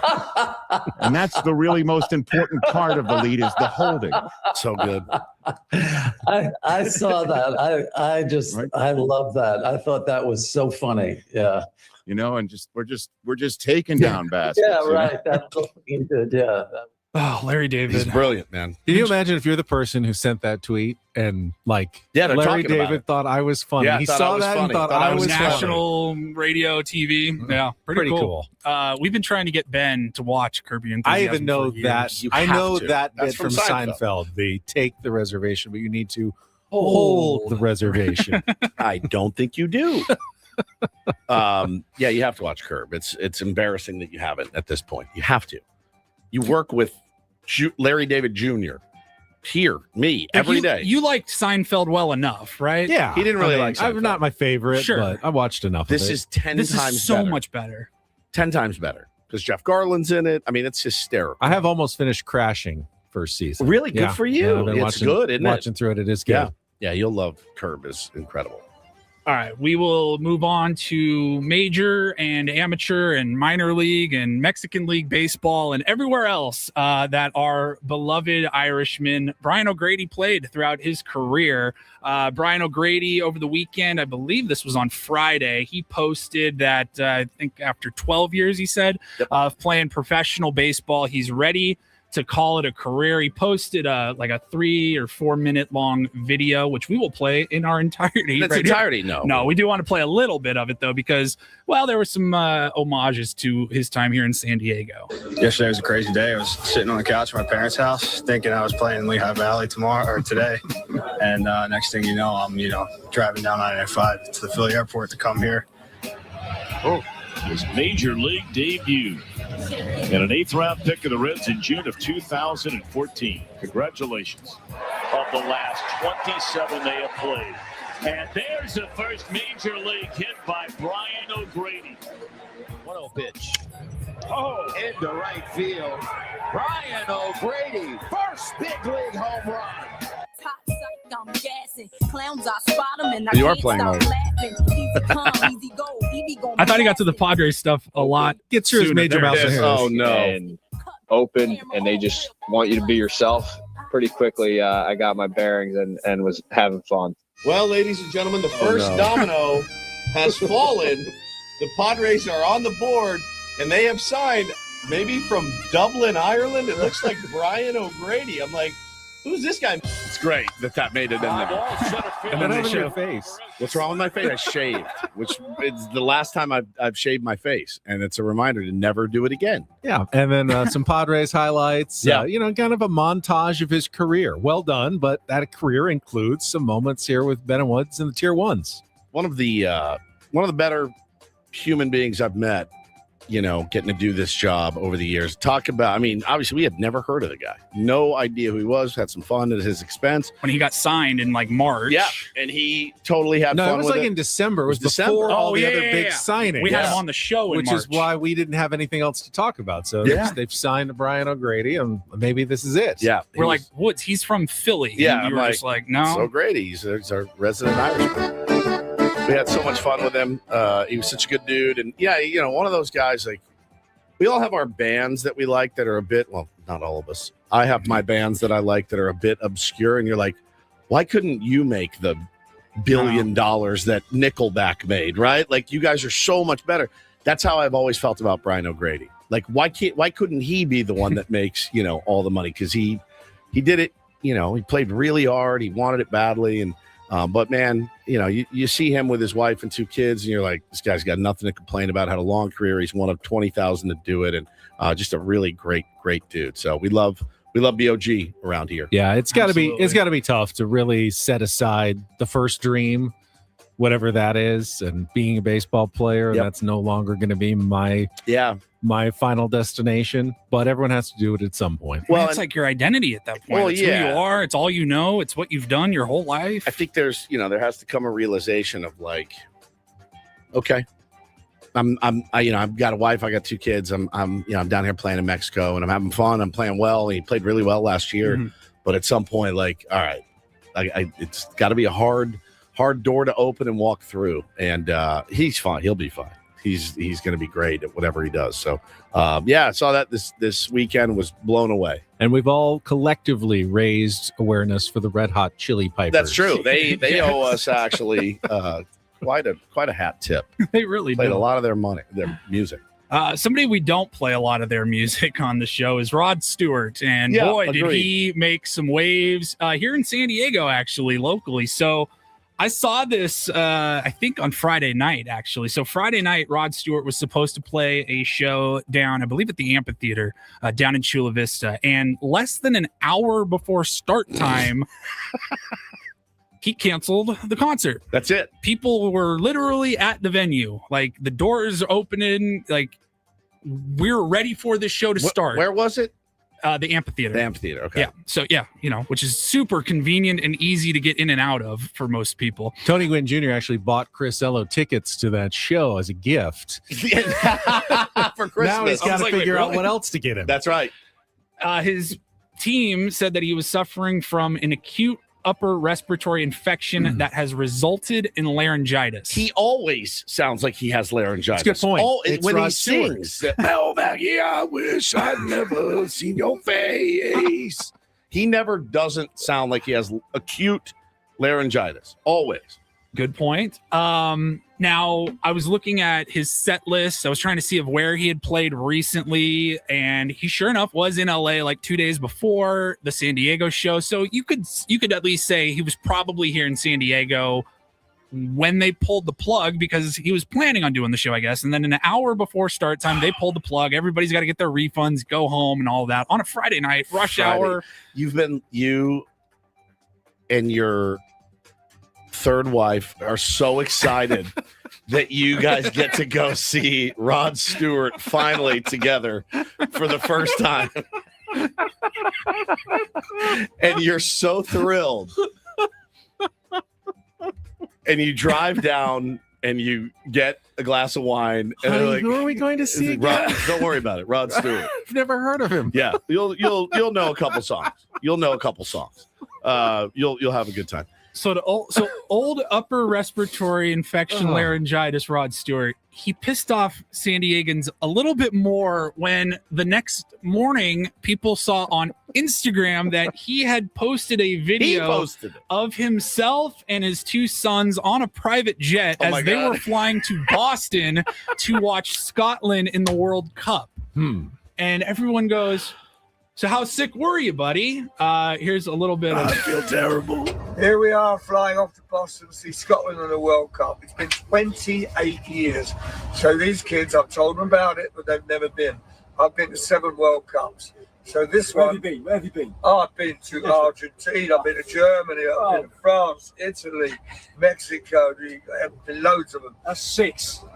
This is the 7th. Oh, okay, yeah. He sounds fine to me. Yeah, so you get your tickets canceled, you waited in traffic, you're pissed off on Friday night, and then you wake up and you see that the next morning. How you feeling? I'm furious. I'm livid. Sounds good in that video.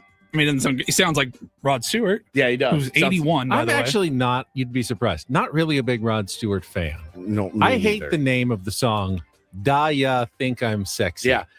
Da you think? Da if you ya think I'm sexy. Da ya think I'm sexy is what the song is officially called. Is that what it's called? Da ya think I'm Da ya. sexy. DAYA think I'm sexy? Question mark. You know, there's a point where you're 81. Doesn't matter if you have laryngitis, dude. You're gonna suck anyway. Okay, you got to go out and fulfill your obligations. Laryngitis. No, he sounds like He Rod wanted Stewart. to go to the soccer game, and he had to get there in time, so he skipped San Diego. San Diego always just gets the shaft, man. Yeah, they think we're skipped. Well, I've already hit LA. If anyone really wanted to see me, That's they'd it. just drive up to LA. That's it, bro. No, we won't. That's it. Well, You some come of us down to do. San Diego. Well, you No, do. I mean, Yeah. sometimes you have to. 'Cause you know they're going to skip San Diego. If I'm a band, I'm like, listen, I don't care if 7 people are there. I'm going to San Diego. I'm going to sit on the beach for a while. I'm going to get some good food. I'm going to chill out in this town. Isn't it weird for an 80-year-old to be singing the lyrics, "If you want my body and you think I'm sexy"? Say that. I've never, ever liked him. I never liked Maggie May all that much. And then he got real syrupy in the 80s, you know, have I told you lately that I love you?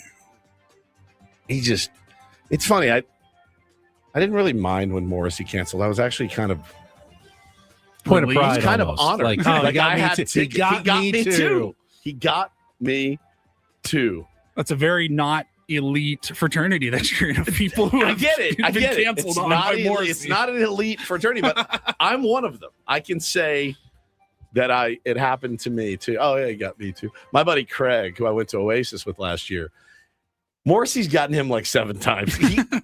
I don't even think he'll listen to the Smiths anymore. Like, he's so mad. It's gotten him so many times. I was, I got the full Morrissey experience, as it were. But I did see some people up in arms. And again, hey, Rod, by the way, just a word to the wise.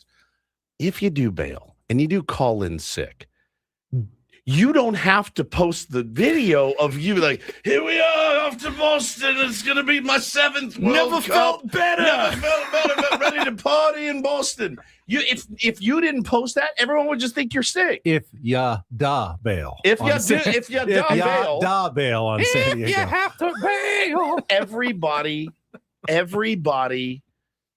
will just think that you're sick. But I can't walk in that stadium. They're going to people like, oh my God, Rod Stewart's going to take a picture. He really stands out like a sore thumb too. If you saw that video of what he's wearing and how he still teases his hair up. Still, he's 81 years old. He's like, I've got to stick to my look. How much time does he spend in the salon chair to get the hair to still do that at that age? Or is it just a wig? I don't even know. I really feel like what I'm wearing now, I'll be wearing when I'm 81. The exact same outfits. I really feel like the same. So I kind of get it. Paulie, thank you very much. Thank you, Paulie. Reindl Report. We will take our final timeout. When we come back, we will run through a pretty remarkable weekend in our MLB Reacharound and look ahead. Padres Cardinals series, all coming up with Ben and Woods on San Diego's #1 sports station, 97.3 The Fan. Gambling problem? Call 1-800-GAMBLER. GEGE 000-466. For a full list of games and rules, play at 7 Mile Casino. Visit 7milecasino.com. Monday, great day. Any day, actually. Great day to head down to 7 Mile Casino. It's open 24/7. So if you ever get the itch to play a little California-style blackjack, Texas Hold'em, poker, pike-out, or baccarat, they're always open and ready to take your action and have a little fun down at 7 Mile Casino. That's exactly right, Benjamin. They got the, you already said the name of all the card I games did, that they so have. you're going to have to go a different direction. Come up with something else off the top of my head. No, I mean, look, it's a smoke-free environment, which I think is important. Nice, yeah. It's easy to get to, very simple. You Check. know, park in a big-ass parking Check. garage and walk around and just walk right in the door, man. Have a great time when you do that. The people are friendly. It's bright. It's airy. Kind of looks like the studio. I Just go do in and think play it's cards. kind of sexy in 7 Mile Casino. I know, I do too. It's pretty cool. The food is great. 24/7 players menu any time of the day. You're hungry, you can get something to eat, including the Kung Pao chicken, and 35% off at the table if you're a player at 7 Mile Casino. Get that discount. A lot of different reasons to check it out. Go this week. Yeah, looking for a place to go once an artist bails on a show in San Diego, head on down to 7 Mile Casino. Thank you, SD You and your Brothers. third wife. That's right. Yeah, you and your third wife. Just 7 minutes from downtown.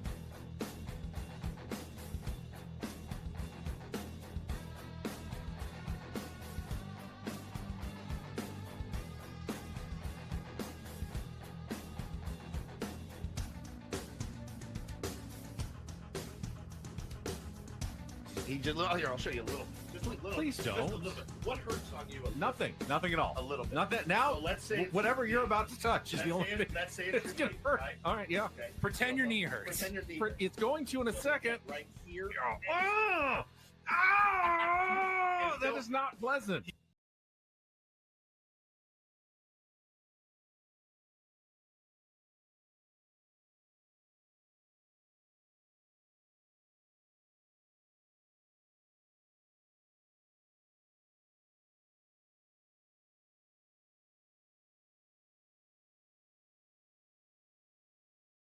And this pool on this roof.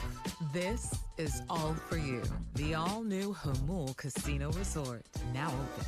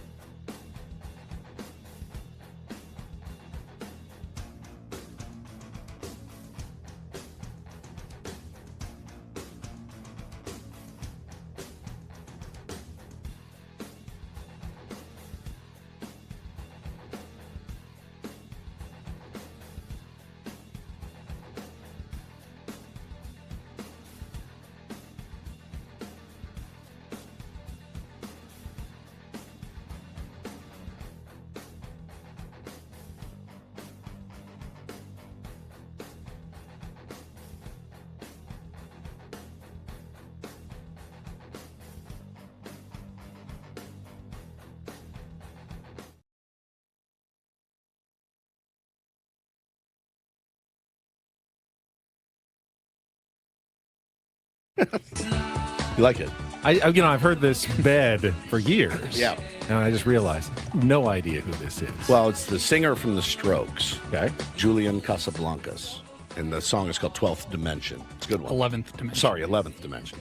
I'm one day ahead, one louder. Too many dimensions. Yeah, 11th Dimension. All right. Better Woods brought to you by David P. Shapiro, criminal defense attorneys, helping good people regain control of their future when charged with a crime since 2010. Visit davidpshapirolaw.com. Jesse Aguilar will join us from St. Louis, from right under the arch tomorrow for his incorporator visit on a Tuesday. New Busch Stadium. New Busch. New Busch. You got tonight. Bush. Way better than old Busch. We missed by one day a potential Walker Buehler Dustin May former Dodger rematch. Instead, we get Lucas Giolito against Dustin May today, Michael King against Andre Palante tomorrow, and then Griffin Canning in Hunter Dobbins in the day game on Wednesday to wrap up the series. Okay. We'll probably have an extra 15-minute show on Wednesday, I just realized, based on the 11:15 start time. Extra 15. A little extra 15 to get you to the Sammy Levitt pregame show at 10:15 on I don't Wednesday. know. I think we can make Braden and Frank come in for a 15-minute 12-minute segment. 12-minute show. Hey, what's like up? that. It's Brandon and Frank. All right, we'll see you guys tomorrow. So Padres looking for their third straight win. It'd be nice to take the first game of the series. Would be great. Not have to come back and win the next two, but however you do it, series wins, we do not turn them down. No, we do All not. right, last complain about 5 those. minutes or so, let's get to it. It is time for our MLB Reacharound. They're doing the Reacharound. They're doing the Reacharound. Everybody's doing the Reacharound. All right, had a busy weekend, and I don't usually go all the way back to Friday, but I will go back to Friday's performance just to remarkably Jacob Mizorowski. Oh, I mean, my Good God. Lord. 1 hit, 15 strikeout, shutout, facing the minimum, still throwing 103 in the ninth inning Call it against the 94 Philadelphia pitches. Phillies. Call it a Maddox. Maddox under Yep. 100 total pitches, Unreal. which is, I mean, it's hard to do that. To strike out 15 and do that is almost impossible. No question. I mean, one of the best pitching performances Ever. It's certainly non-perfect game, non-no-hitter, Yeah. one of the best pitching performances in baseball history. Correct. No doubt about it. Unbelievable. And then speaking of pitching, on Saturday, Tarek Skubal made his return. A little rust for Tarek Skubal as he went 4 2/3 innings, ended up losing to the Guardians 3-2, but he is back, and I'm sure that's good news for the Tigers going forward. And the Dodgers and other teams that are looking to acquire. Correct. Yes. And we'll start with the weekend wrap-up. Yesterday, the White Sox took 2 of 3 from the Dodgers. They beat them 6-4, 6 runs in the 6th inning to win a bullpen game and take the series. Remember, on Saturday, Yoshinobu Yamamoto took perfect game into the 8th, lost it on a Mookie Betts error. Man, not a good play. I mean, and then in the 9th, they gave up the home run, and that was it for the no-hitter. But that was the only game of the series the Dodgers won. He's kind of due for a no-hitter at this point. He had that one that was down to the wire last year, and they lost. They ended up losing that game. But he's pretty solid. The Diamondbacks broke a late tie with the Reds on a Gabby Moreno home run in the 8th to take 2 of 3 with a 5-3 win yesterday. Diamondbacks still game and a half behind the Padres in the NL West. Giants over the Cubs 5-1 to avoid the sweep. Logan Webb went 8 innings. He was nasty too. Had the long leash from Tony Vitello, who actually went out in the 8th with 2 outs, but left him in. Nearly gave up a off the wall, but a great catch in deep left field by Jung Ho Lee. Yeah, incredible. That was catch. They had that game on ABC yesterday. I didn't even realize we're going to have some baseball on Channel 10, so that was fun. And then the Rockies beat the A's 23-9, wrapping up a week of high-scoring baseball in Las Vegas. A little preview of the A's future home. Willie Castro had a 2-run home run, a grand slam, and 7 RBI for the Rockies in that game. It's everyone's Dallas Braden came out and he did a thing, and he's like, look, it's not going to be like that at our new stadium. I promise you. It's we're air conditioned. We have the humidifier, and it's 1,000 feet below where this stadium is. But it is like, I mean, imagine pitching that weekend. It's terrible. Here's a crazy stat for you. The A's now have the worst run differential in the American League, -51. But would be in the playoffs if the season ended today, as they have the tiebreaker over the Rangers for the last wild card spot in the American League. -51. That partly 14 of them yesterday against the Colorado Rockies. Brutal. Twins beat the Cardinals 5-4. The Twins take that series against the team the Padres are about to face, but Alec Burleson's hot. He had his 13th home run. J.J. Weatherholt went deep as well, and Jordan Walker's been hot all season, so that's what the Padres are walking into today. Brewers shut out the Phillies, another good pitching performance. This time Kyle Harrison with 6 shutout innings. He's 8-1. Milwaukee wins that series. The Royals blanked the Astros 4-0. Old friend Stephen Kolek, 7 1/3 shutout innings against Kansas City as the Royals avoid the sweep. Mets beat the Braves 8-1. Series win for the Mets. Yankees over the Blue Jays 8-3. Ben Rice, 2-run home run in the 9th inning, breaks the tie, his 19th of the season as the Yankees win that series. Nationals top the Mariners. They keep scoring. James Wood at his 20th. Washington wins the series over Seattle with a 10-1 win. Marlins double up the Pirates 4-2. That was against Paul Skeens.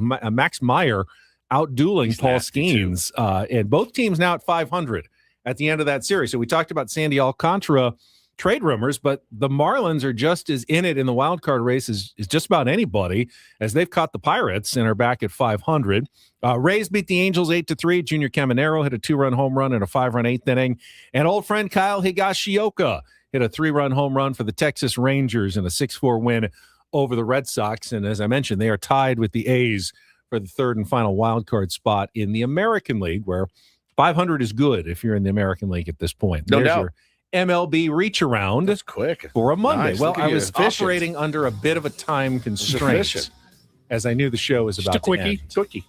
All right, that is it for us. Jesse, tomorrow we'll rejoin you at 6 a.m. Braden and Frank standing by. They will join you coming up next for Paulie Reindl, our executive producer, and Stephen Woods. I'm Ben Higgins.